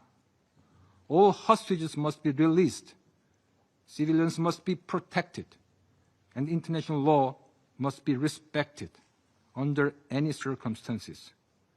We must chart a new path toward regional de-escalation and peace. I shall now make a statement. I resume my function as President of the Council. I now give the floor to His Excellency Sheikh Mohammed bin Abdulrahman Asim Al Thani, Prime Minister and Minister of Foreign Affairs of the State of Qatar. In the name of God, the merciful, the compassionate, may the peace, blessings, and mercy of God be upon you. Mr. President, allow me to congratulate you on assuming the presidency of the Council this month. We thank you for quickly responding to our request to convene this meeting. We especially like to thank Algeria, Pakistan, Somalia, the UK, and France that asked for holding this meeting on our behalf. We also thank Ms. Rosemary DiCarlo, Undersecretary General for Political and Peacebuilding Affairs, for her briefing. We thank the Council members for adopting the press release today. We appreciate your solidarity with Qatar that we heard in your statements after the unjust Israeli attack on Doha that the press statement has condemned. The attack occurred on the soil of a main mediator. The statement stressed the commitment to the sovereignty and territorial integrity of Qatar in line with the principles of the United Nations. We address the Security Council today in light of a dangerous escalation which constitutes a threat to international peace and security and regional peace and security. This is why it is at the core of the mandate of the Security Council as per the Charter. The Israeli attack, an unjust attack, at 3:45 on Tuesday, the 9th of September 2025, targeted a residential area allocated by the state to the negotiating teams. This is part of our ongoing negotiation efforts. These residencies house the negotiating team of Hamas and their families. The residential areas are known to all those who are engaged in negotiations, even diplomats and journalists that have held meetings with the negotiating team knows where these residencies are. We take measures to verify what happened, and it turns out that the casualties included Arif Bado, Saad Mohammed Adosi, who was 22 years old. He was martyred on duty. A number of civilians were also injured, and members of internal security forces working in the compound, they're receiving now medical treatment. We are trying to identify the identity of those affected. It was a residential area, and the attacks terrorized those who lived there. This area houses schools and houses different diplomatic residencies. The attack is a violation of the sovereignty of a state member of the United Nations. This attack is far away of the civilized behavior by states that believe in peace. Qatar is making tireless efforts to save lives, and this attack puts the international community before a test. Israel, led by extremists, bloodthirsty extremists, have gone beyond any borders, any limitations when it comes to behavior, not only among states, but among individuals. We're unable to predict what Israel can do. How can we host Israeli representatives when they have commit this attack? Have you heard of any state that is attacking a mediator this way? A state that is attacking negotiating teams that are hosted by Qatar, and then the Prime Minister is using shameful justifications and is trying to justify this attack that is condemned by the whole world. The Prime Minister should have recalled the model of Taliban. They had a political bureau in Doha, and we had a negotiation channel or a communication channel, and this channel led to reaching an agreement on Afghanistan that led to the end of the war after decades. The U.S. have never targeted the negotiators over these years. On the contrary, the world has seen the success of these efforts in cooperation with the United States under the leadership of Donald Trump to end the longest war in the history of the United States in 2020. This is the approach we pursue. This is the approach that the Prime Minister of Israel is trying to distort. These continued violations of international law, this behavior that undermine all values, prove only one thing, that the current leaders of Israel are arrogant, and they believe that they enjoy impunity. In addition to the genocide in Gaza and the unprecedented humanitarian disaster in the Strip, and the international community has not acted yet, here we are. We can see that Israel is undermining the stability of the region impetuously. Israel is trying to rearrange the region by force. It is using fundamentalist ideas. That is the basis of Israel's behaviors. Israel leaders are declaring that. And they think that only the Israeli population is listening to them, but we're all listening to them. The peoples of the region are not accepting this kind of behavior, are not accepting this narrative. We believe fully in mediation and the peaceful settlement of disputes, and Qatar's role is being appreciated worldwide. Our efforts has proven that our efforts in cooperation with the United States and Egypt has led tangible results. It led to the release of 148 hostages. It has led to providing humanitarian aid to Gaza. It was a glimmer of hope, a rare glimmer of hope in this Gaza. But attacking our territories while we were busy with negotiations has uncovered the intention of Israel. It is trying to undermine any prospects of peace. It is trying to perpetuate the suffering of the Palestinian people. The Palestinian people is subjected to unimaginable suffering. It also shows that extremists that rule Israel today do not care about the hostages. This is not a priority. Otherwise, how would we justify the timing of this attack? Because the negotiations were looking at the latest U.S. proposal. The negotiating team of Hamas have been getting together to discuss the U.S. proposal, and the attack occurred. Mr. President, I stand before you today and I urge your august council to bear its historic responsibility. Silence before the law of the jungle and targeting a sovereign country this way undermines international efforts, undermines the prospects of any peace process in our region. The continuation of such attacks does not only target Qatar, it is a clear threat to target any country that is working on achieving peace, and that undermines the trust in the United Nations. The state of Qatar stresses, under the leadership of its emir, may God protect him, that we will continue our humanitarian and diplomatic role without any hesitation in order to stop the bloodshed. At the same time, we will not condone any attack on our sovereignty. We will reserve the right to respond through tools guaranteed by international law. We call for peace, not war. Peace is our approach, and we will not be deterred by those who call for war and destruction.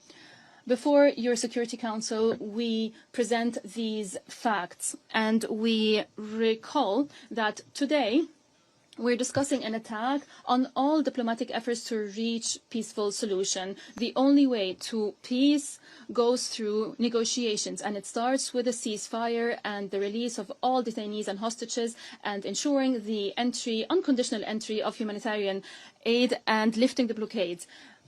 Allow me, on behalf of all peace-loving peoples around the world, I would like to be optimistic. We cannot succumb to extremists. We have to continue to pursue peace through the two-state solutions, through the establishment of the independent Palestinian state, fully sovereign on Palestinian national soil, according to international resolutions. We need two states, two peoples living side by side in peace. This will only be achieved through the adherence of the principles of international law. I thank you.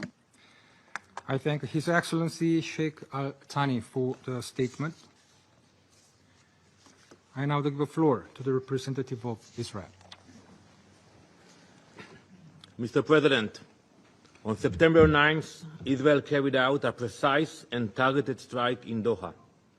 The strike targeted Hamas leaders who for years have planned and directed attacks against Israel, many times making these directives from the luxury confines in Doha. These terrorists were the sole target of the operation. The men targeted were not legitimate politicians, diplomats, or representatives. They were the masterminds of terror.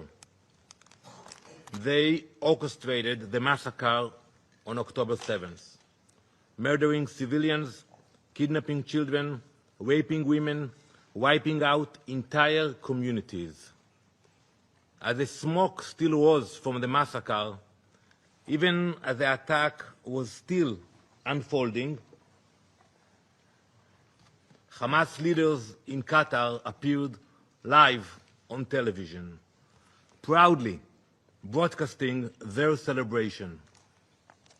While Israelis hid in safe rooms, fled from gunfire, and endured murder, kidnapping, and rape, Hamas's leaders feasted and congratulated themselves in real time. These are the same men who called for jihad to escalate the conflict.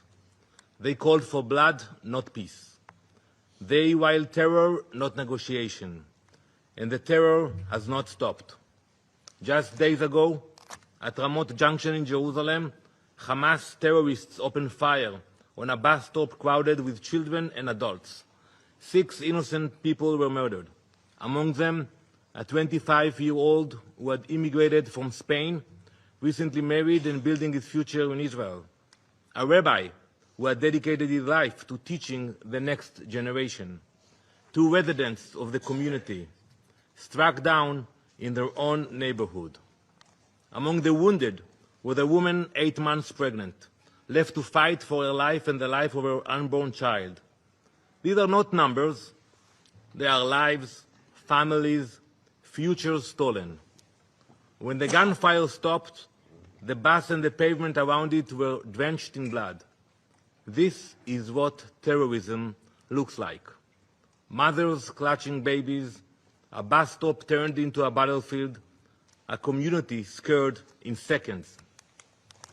This is a reality we face in Israel. Terror raising its ugly head almost every single day.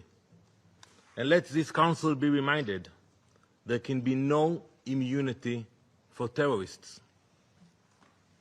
Hamas immediately praised the killers as heroic and exceptional, later claiming full responsibility for the attack and calling the massacre of innocent people a natural response. There is nothing natural about this. It is terror, pure and simple. Today, 48 innocent people are still held hostage by Hamas. Their families live in daily pain.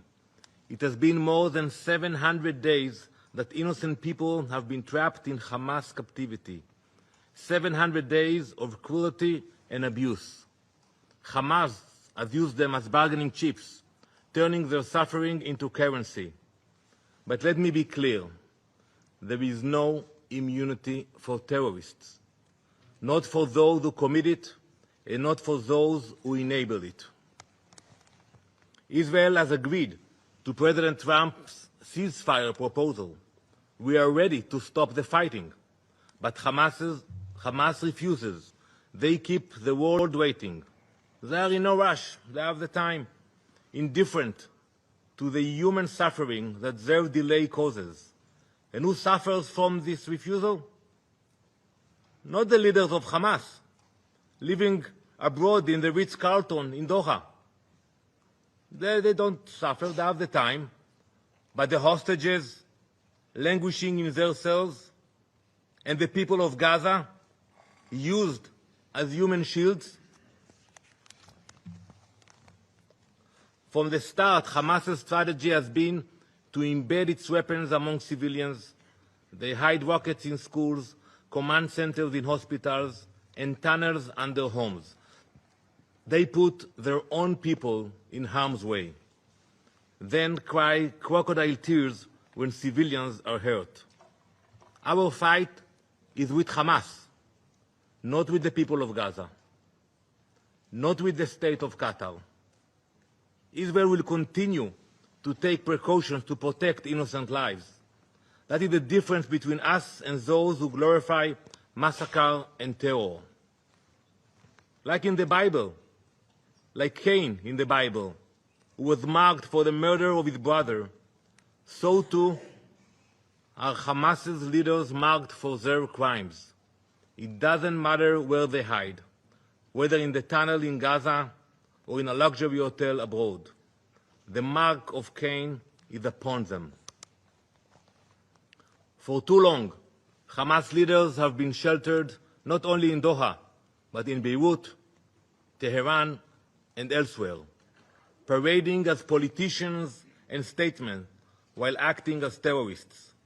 They are treated like celebrities, when in reality, they are commanders of massacre and barbarism. this false disguise of legitimacy gave them freedom to move, to buy weapons, to recruit through so-called humanitarian networks, and to spread propaganda on international platforms that should have rejected them. This strike sends a message that should echo across this chamber. There is no sanctuary for terrorists, not in Gaza, not in Tehran, not in Doha.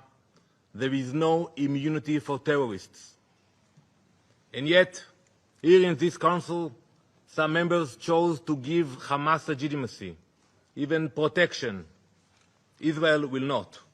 We will act against the leaders of terror wherever they are hiding. Mr. President, we have heard today in this Council allegations about a breach of the territorial sovereignty of Qatar. But one must ask, where were these concerns when sovereignty was violated by terror itself? On October 8, when Hezbollah launched rockets across Israel's border, when Houthis fired a ballistic missile at Ben Gurion airport, or just days ago, when a Houthi drone crashed into the arrivals hall of Rabon airport, injuring civilians. How can anyone hide behind allegations appealing to the principles of international law while giving legitimacy to those who openly glorify October 7th and continue to plot terror? Mr. President, this brings me to Qatar. Prime Minister Al-Thani, the time for Qatar to choose has come. For too long, Qatar has harbored terrorists, offering Hamas leaders sanctuary in luxury hotels while they orchestrate massacres and terror attacks. History will not be kind to accomplices. Either Qatar condemns Hamas, expels Hamas, and brings Hamas to justice, or Israel will. Mr. President, the world has faced moments like this before. Today, the world remembers the devastating terrorist attacks of September 11th. That tragic day, like October 7th for Israel, was a day of fire and blood. In the aftermath of 9/11, the countries that uphold freedom, equality, and democracy in this Council stood shoulder to shoulder. 2 weeks later, this Council adopted Resolution 1373. It said plainly, no state may harbor terrorists. No state may fund them. No state may give them safe haven. I urge you all to read this resolution. Any government that does so breaks this Council binding obligations. That principle was clear then. It must be upheld today. And when bin Laden was eliminated in Pakistan, the question asked was not, why target a terrorist on foreign soil? No one asked that question. The question was, why was a terrorist given shelter at all? The same question must be asked today. There was no immunity for bin Laden, and there can be no immunity for Hamas. And in facing terror, history shows that members of this Council have done the very same.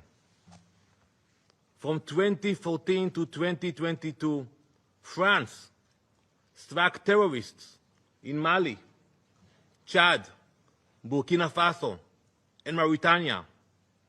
In 2014 and 2015, the United Kingdom carried out airstrikes in Iraq and Syria against ISIS. So I ask, if these actions were justified then, why is Israel singled out now? Why are claims concerning sovereignty invoked only against Israel and ignored when others act to defend themselves? Is Israeli blood worth less? The question to ask is not why Israel targets the mastermind of terror, but why they are sheltered abroad, while hostages starve in captivity and Gazans are left to suffer. Israel's fight is not only Israel's. It is a fight of all who believe in democracy against those who worship death and violence, light against darkness, civilization against barbarism, justice against terror. We will continue until the hostages are free, until our people are safe, and until terror can no longer find sanctuary in any corner of the world, because there is no, and there never will be, immunity for terrorists. Thank you, Mr. President. I thank the representative of Israel for the statement. I now give the floor to His Excellency Mr. Ayman Safadi, Deputy Prime Minister and Minister for Foreign Affairs in the Inspectorate of the Hashemite Kingdom of Jordan. In the name of God, the merciful, the compassionate, Mr. President, I congratulate you on assuming the presidency of the Council, and I thank Under-Secretary General DiCarlo for her briefing. Esteemed colleagues, a rogue government soaked in the blood of innocent people, imbued with extremism and hatred, does not care about international law, is not deterred by human values, considers itself above the law, uses brutality to impose a racist ideology and to achieve expansionist goals that threatens peace and security in the region and the world. This is the reality of the Israeli government. The international community must act immediately and effectively to curb its arrogance and to protect the whole region from its disastrous actions. Over the past 23 months, Israel has killed more than 65,000 Palestinians in Gaza. It claimed the lives of 540 humanitarian workers and 247 journalists. It has used starvation as a weapon. The famine that it created in Gaza killed 411 Palestinians, including 142 children. Israel turned Gaza into a land where any sign of life is obliterated, any human values are obliterated. Killing has become promotional material for occupation soldiers. Killing more than 100 Palestinians daily has become an ordinary occurrence.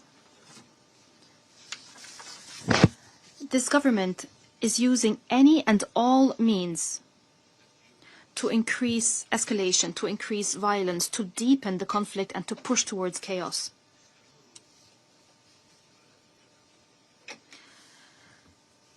It continues to commit genocide in Gaza. More than 1 million Palestinians in Gaza City are faced with the threat of being killed or dying of starvation or being forcibly displaced to camps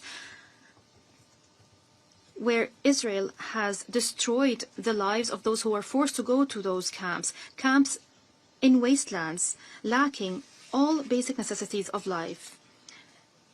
And Israel is preventing the delivery of humanitarian and medical aid to these camps. It prevents the delivery of baby formula, bread and water. Israel is expanding its illegal settlements in the occupied West Bank. It is protecting terrorist settlers that are launching 4 terrorist attacks daily on Palestinians. It is seizing more Palestinian land.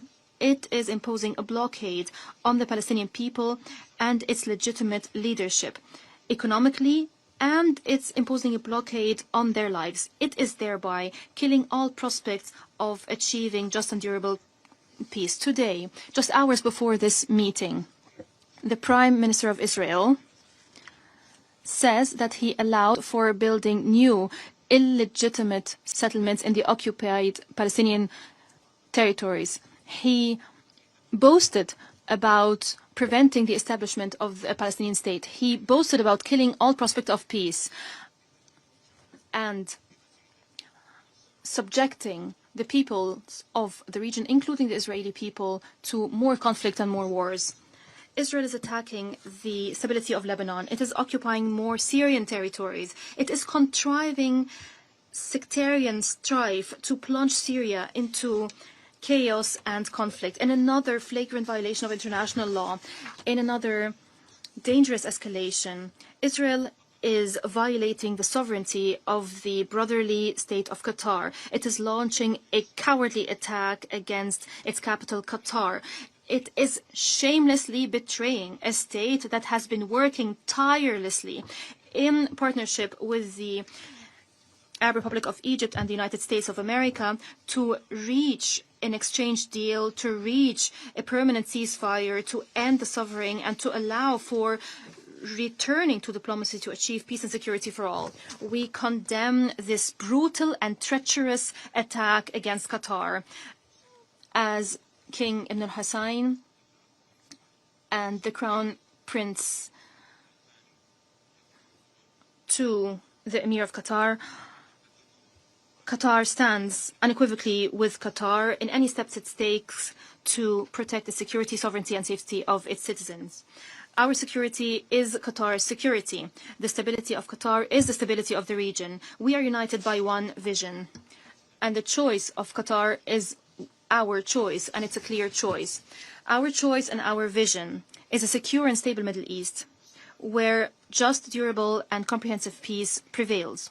A Middle East that realizes the right of the Palestinian people to life, freedom, and statehood. A Middle East that that guarantees the security of the Israelis and the Palestinians and all peoples of the region. A Middle East where cooperation replaces conflict and hope replaces despair. The Israeli government and its extremists are lying when they're trying to justify their betrayal of Qatar after all the efforts it has been making to reach an exchange deal and to end the war. They're lying when they claim that they're surrounded by those who wish to destroy them. All Arab countries are committed to achieving just and durable peace that ensures the security of Israel, ensures that it has normal relations with the countries of the region in the context of implementing the two-state solution that ends the occupation and that establishes an independent, sovereign Palestinian state on national Palestinian soil along the lines of the 4th of June 1967, in line with international resolutions, living in peace and security side by side with Israel.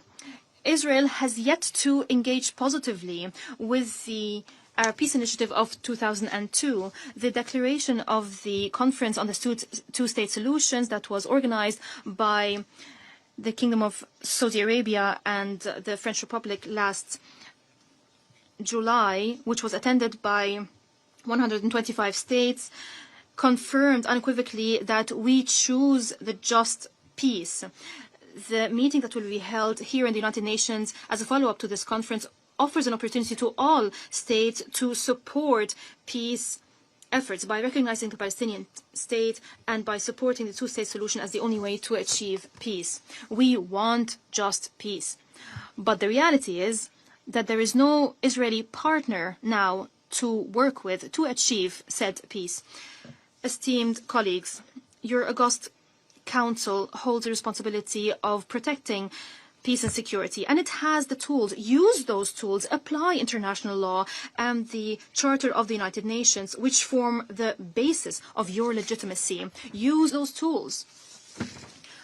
to ensure the acceptance of the exchange deal that Qatar, Egypt, and the United States have been working on, to use these tools to stop the aggression on Gaza, to end the starvation, to enforce the entry of humanitarian aid, to protect what is left of the credibility of international law and international humanitarian law, to restore the belief that human values and international law exist to be applied without discrimination, without selectivity, to reaffirm that no aggressor should be granted immunity and that there is no state above the law, to revive the hope that conflict is not the fate of the region and that peace is possible and it's our common goal and we can achieve this goal if the necessary will is demonstrated.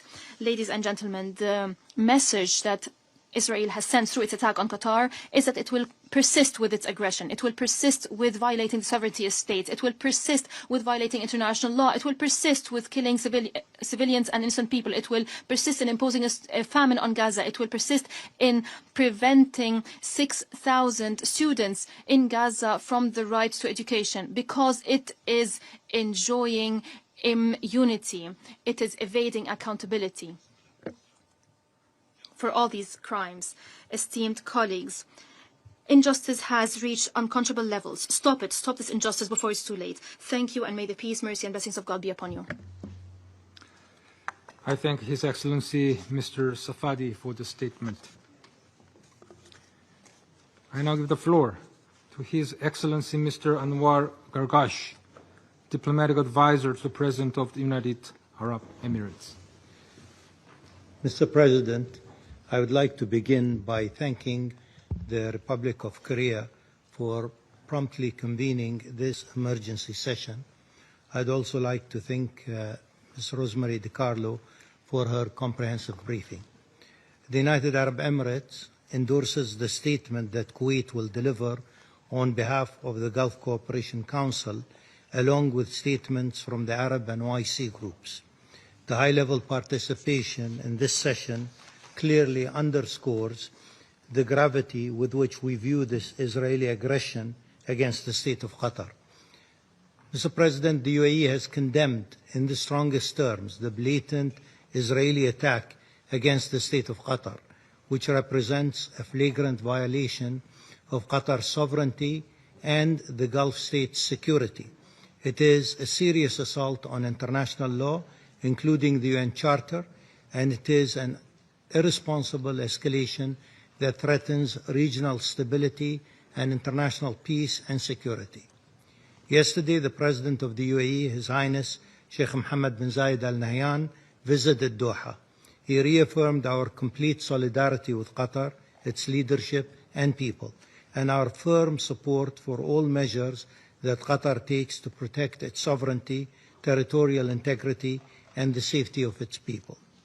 Mr. President, the Security Council's continued failure to act decisively against repeated Israeli violations of fundamental principles of the UN Charter will undoubtedly have severe consequences for regional and international peace. This unprecedented attack against Qatar also seriously undermines prospects for peace and ending the war in Gaza. Qatar, together with Egypt and the United States, has played a leading role in efforts to secure a ceasefire, to release the hostages and detainees and return them to their loved ones, and to resume unhindered humanitarian aid at scale. These reckless, belligerent actions will deliver neither Israel nor the region our shared goal for peace, prosperity, security, and stability. They only serve to fuel more violence, extremism, and chaos, precisely when the region desperately needs restraint and de-escalation. Furthermore, the relentless threats of land annexation and attacks on neighboring countries destroys any foundation for lasting peace and threatens the entire region's stability. Mr. President, we must work together toward a better future for the people of our region, one built in justice, coexistence, shared prosperity, and good neighborly relations, free from extremist ideologies of any kind. As we all strive for a just and lasting peace in the region, The attacks on the state of Qatar further inflames an already explosive situation. And with our gathering today, we reaffirm the centrality of international law and the sovereignty of states, as well as the wisdom required of all of us to achieve peace and security. Today, Mr. President, Qatar does not stand alone. The Council spoke with one voice to condemn aggression. Our collective voice should make a difference against these unlawful acts of transgression against international law. Thank you, Mr. President. I thank His Excellency Mr. Gagash for the statement. I now give the floor to the representative of Turkey. Mr. President, I have the honor to deliver the following statement on behalf of the member states of the Organization of Islamic Cooperation in my capacity as chair of the group. Mr. President, let me express our appreciation to you for prompt convening of this meeting following the Israeli attack, which targeted the residential headquarters of members of the political bureau of Hamas in Doha, State of Qatar, on Tuesday, 9 September, resulting in death of several persons, including a Qatari or more Qatari citizens, while leaving many others injured in the residential area.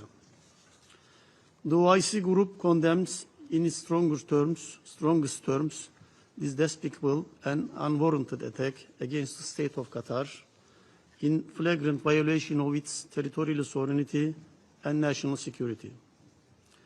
There is no doubt that this dastardly action constitutes a blatant violation of the norms of international law and certainly the Charter of the United Nations, much as it represents an overt threat to both the security of the Middle East region and indeed international peace and security.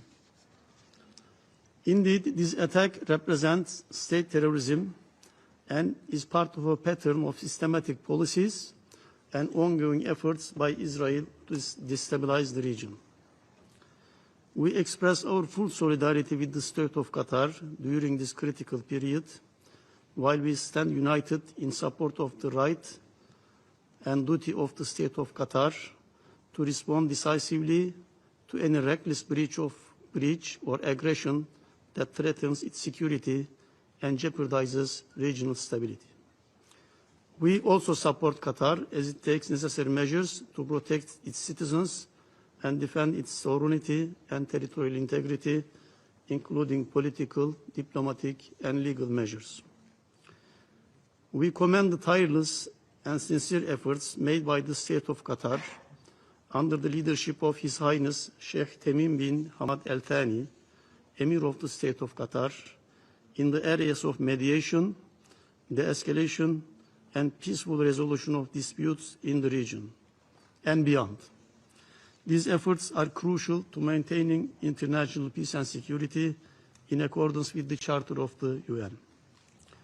We appreciate the commitment of the State of Qatar to continue its steadfast and constructive approach of standing with its brothers and friends and in advocating for just humanitarian causes, thereby strengthening the foundations of international peace and security. In this regard, OIC Group calls on the United Nations Security Council to take firm measures in the face of this unjustified use of armed force against the sovereignty of Qatar, an act that constitutes an obvious threat to international peace and security. Accordingly, we call on the Council to hold Israel accountable for this act of aggression. OIC Group recognizes that this latest act of aggression against a peace-loving, mediating state in our region is yet another example of the impunity which has continued to characterize Israel's relations with the countries in the Middle East. It has become obvious that the absence of any deterrent measure by the United Nations, and especially this Council, has continued to embolden the Israeli authorities in its incessant violation of international law and the charter of this organization. We recall the unwavering position of the Organization of Islamic Cooperation pursuant to its charter, as well as its various summit and ministerial resolutions, which firmly reject any aggression against the sovereignty and security of any of its members. We call on the international community to strongly condemn this illegal attack against Qatar as a way of promoting, supporting and defending noble principles of peace and security within the global setting. I thank you again, Mr. President. I thank the representative of Turkey for the statement.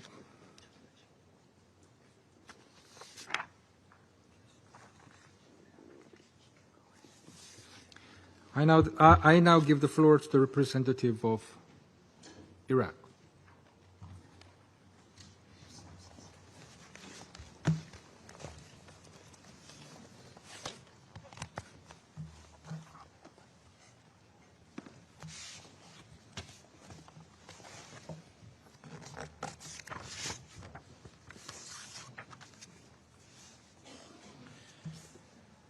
سيد رئيس المجلس. Mr. President, I would like to seize this opportunity to congratulate you on assuming the presidency of the Security Council this month. We also thank and express our gratitude to the Republic of Panama for assuming the presidency of the Security Council last month. We also express our deep appreciation for the efforts to convene this emergency session.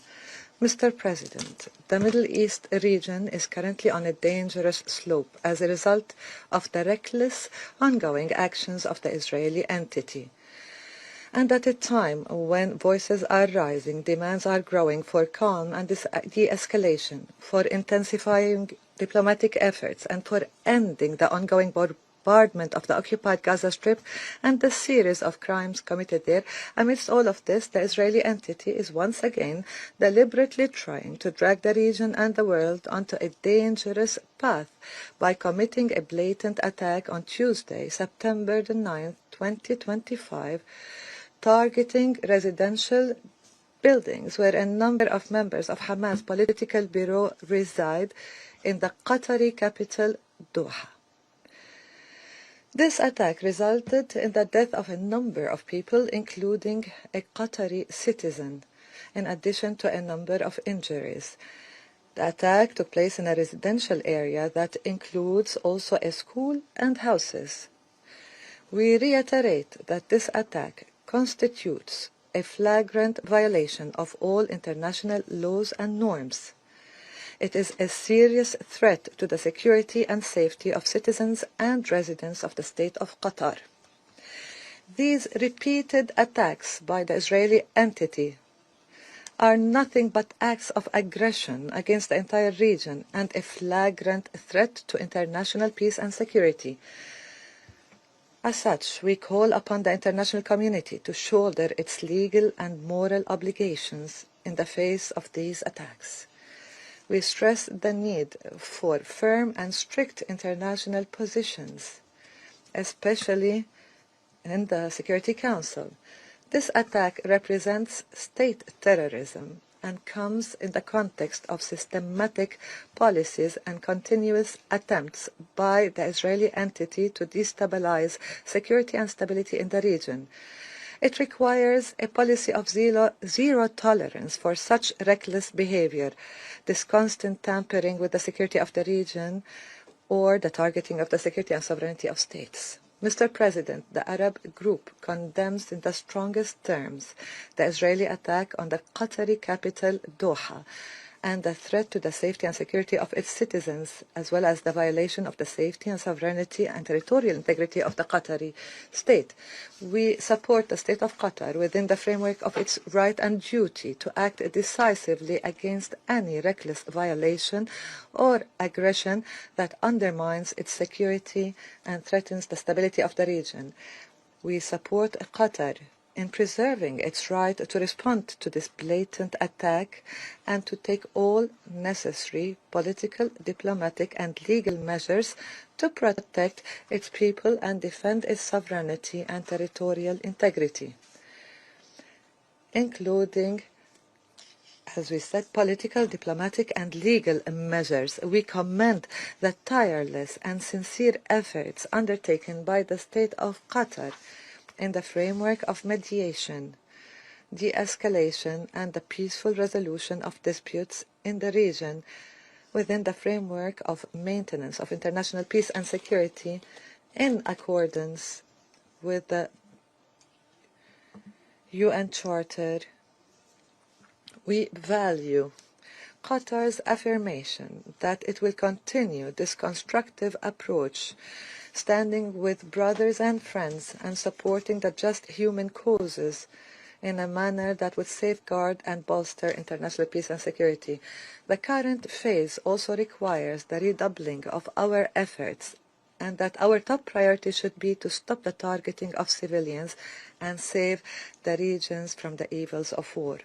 Mr. President, the foundations of protecting regional and international security, which are your responsibility, require us to stand today to stop these attacks immediately, to hold accountable those who threaten our security and stability, to hold the Israeli entity legally and politically responsible for these irrational and reckless acts, and take all measures to stop these violations and ensure their non-recurrence.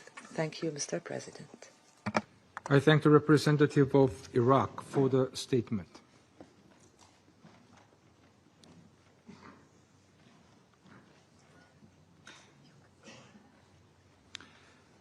I now give the floor to the representative of Kuwait. Bismillah ar-Rahman ar-Rahim. In the name of God the Merciful, Mr. President, I have the honor of issuing this statement on behalf of the members of the Gulf Cooperation Council, namely UAE, the Kingdom of Bahrain, the Kingdom of Saudi Arabia, the Sultanate of Oman, the State of Qatar, and my country, the State of Kuwait.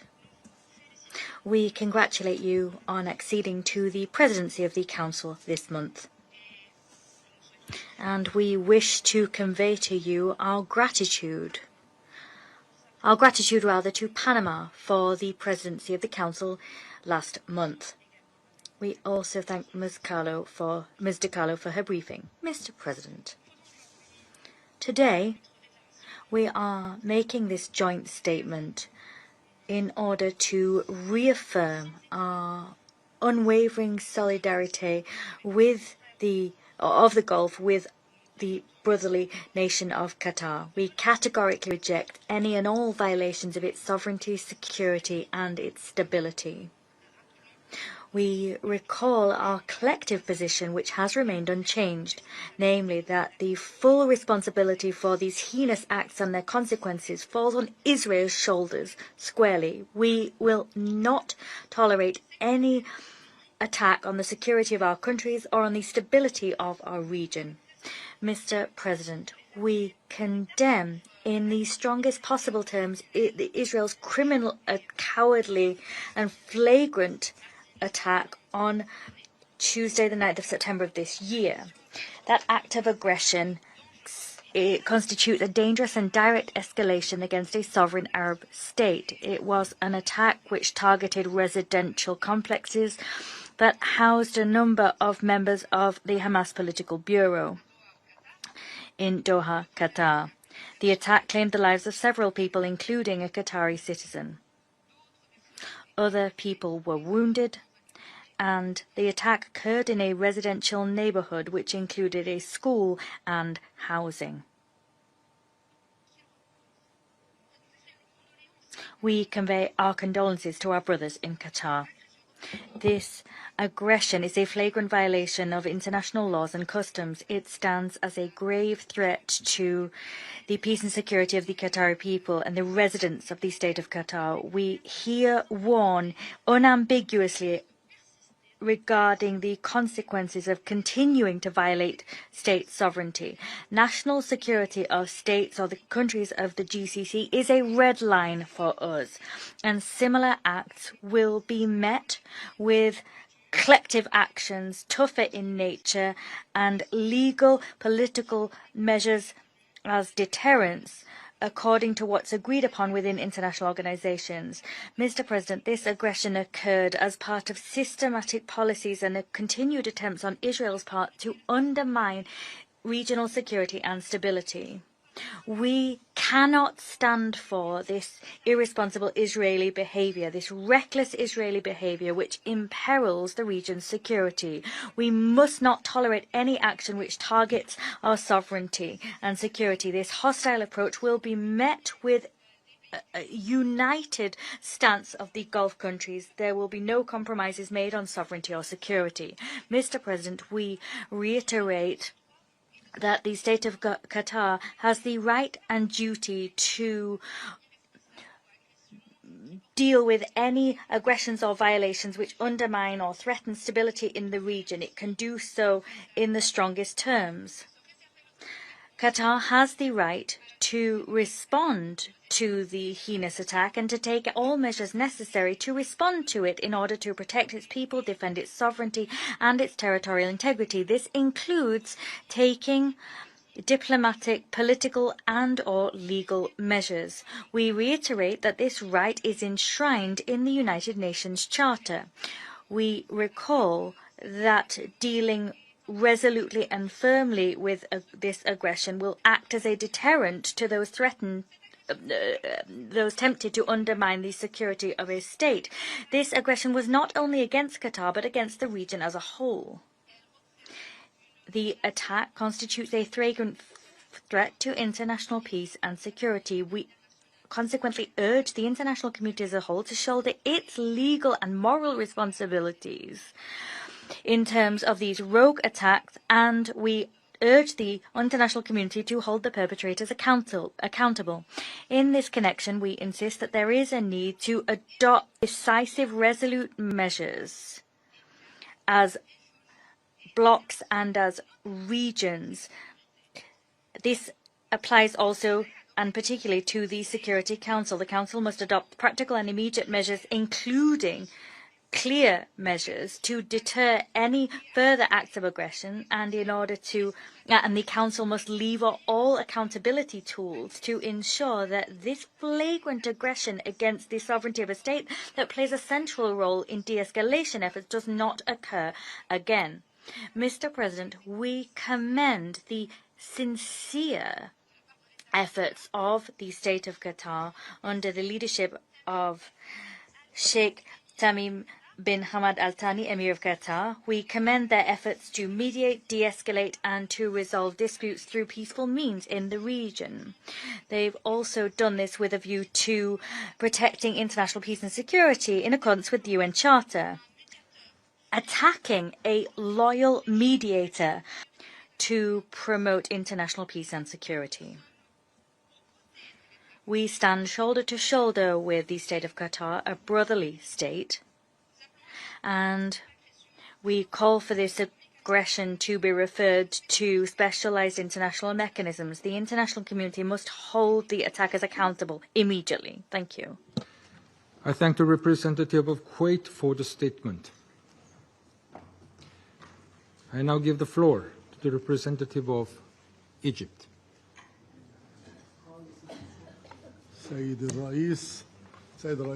Mr. President, Your Excellency, Mr.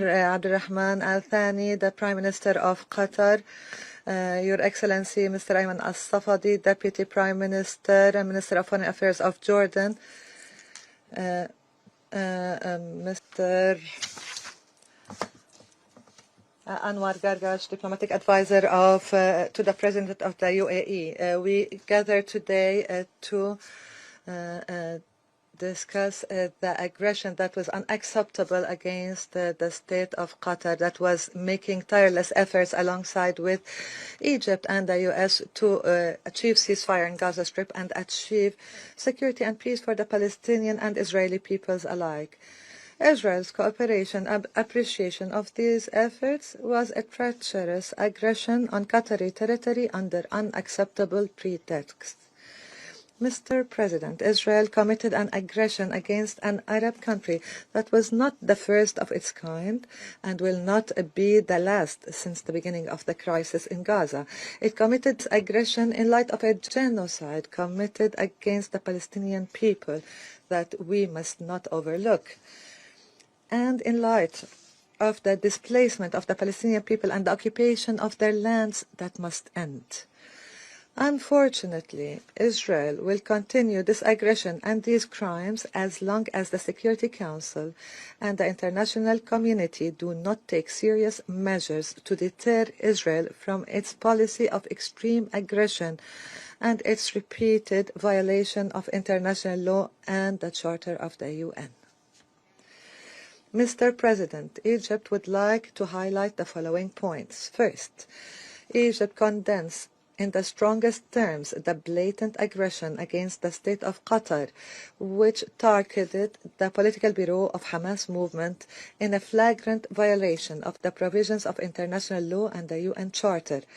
Egypt stresses its full solidarity and its position in support of the brotherly state of Qatar that made strenuous efforts that should be appreciated and praised by all to stop the war in Gaza and to achieve stabilization in the region. Egypt stresses that the international law and the UN Charter guarantee to Qatar and Arab countries that have been subjected to similar Israeli aggressions, it guarantees them all the options to address this aggression, which the Security Council should not stand by in its face. The Israeli aggression clearly reveals the party that is hindering the achievement of a ceasefire agreement, and the party that wishes to prolong the war for extremist political and religious goals aimed at displacing the Palestinian people and attempting to liquidate their cause, as well as for internal reasons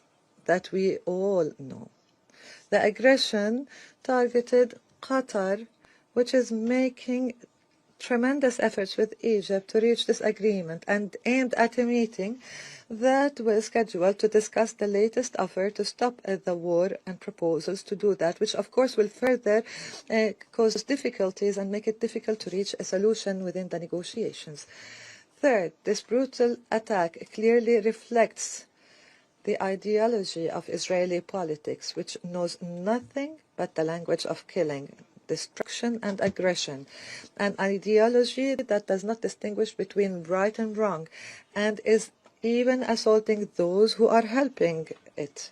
And we wonder, how do mediation efforts succeed? How can they succeed in convincing all parties in the region of the feasibility of a peaceful solution while Israel is attacking the mediators who facilitate this solution, who are the mediators for it?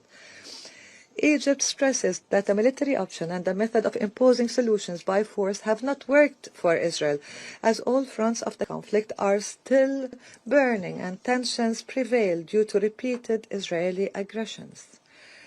The wall of hatred is taking root again.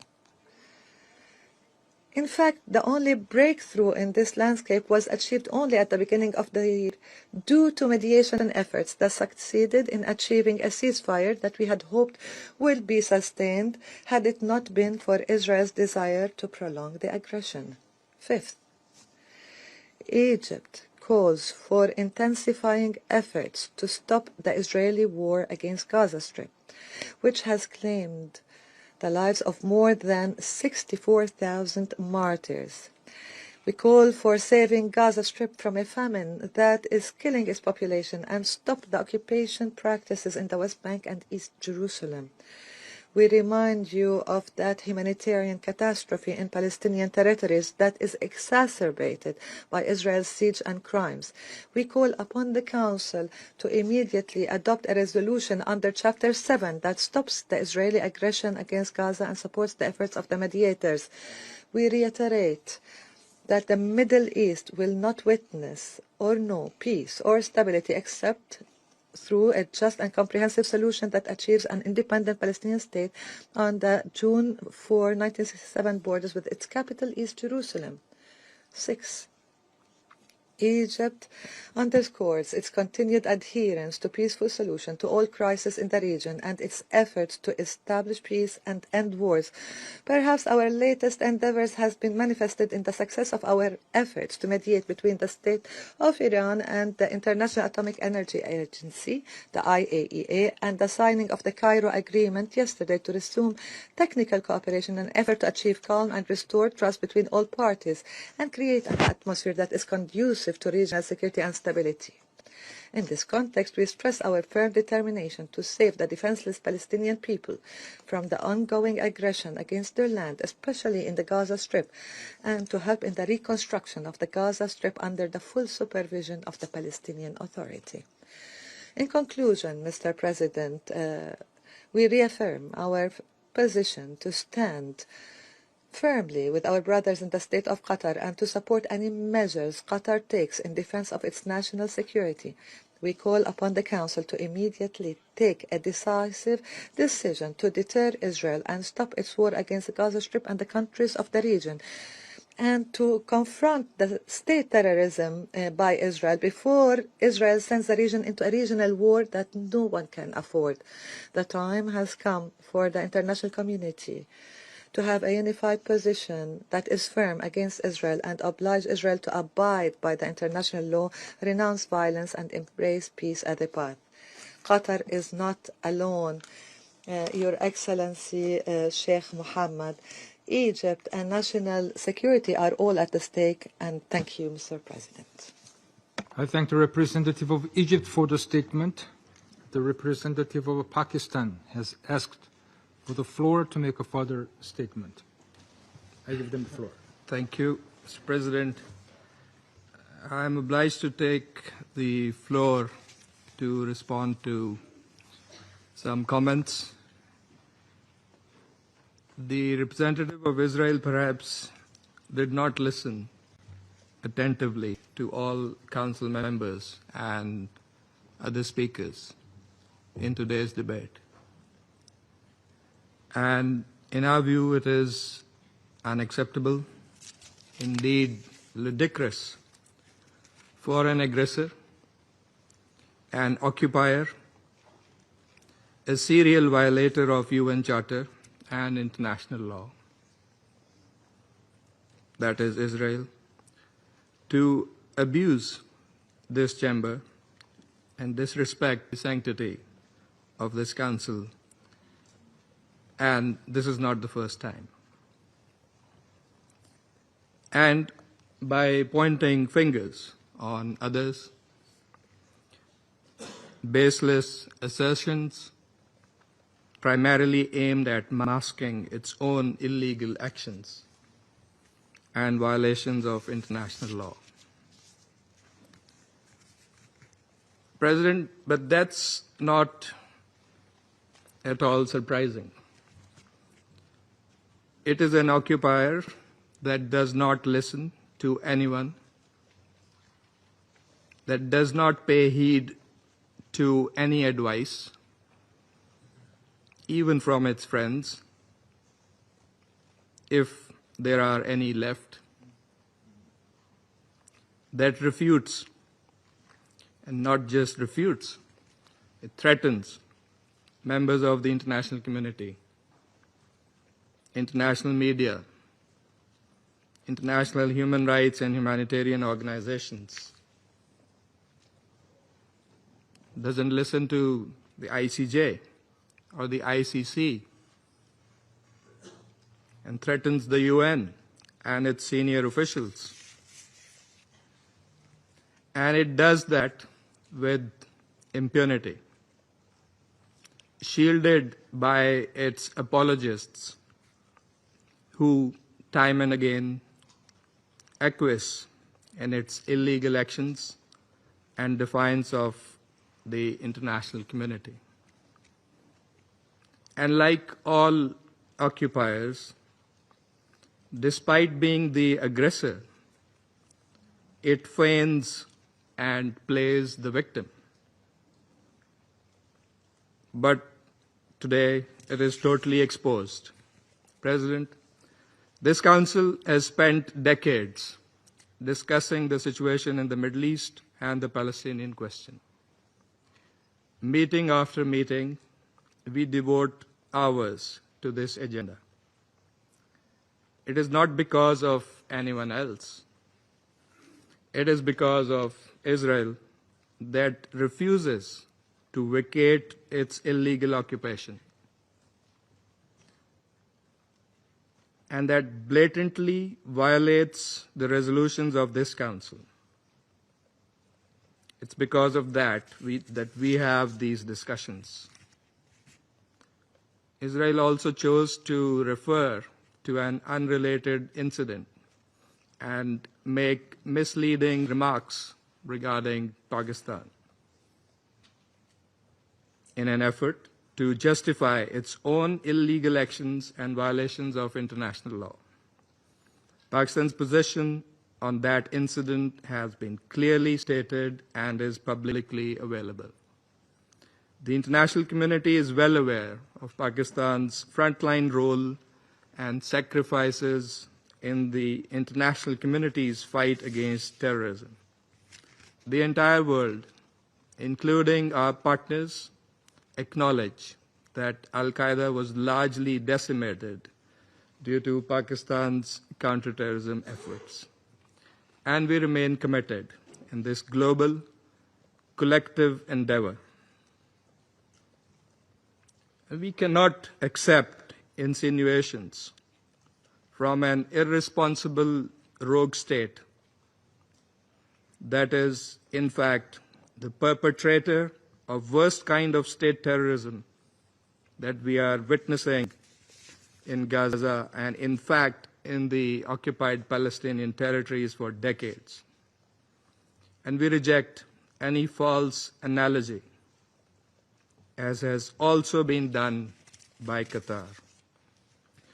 For whatever way it interprets the statements in this Council, the occupying power must go back and read carefully the statement issued by the Security Council today.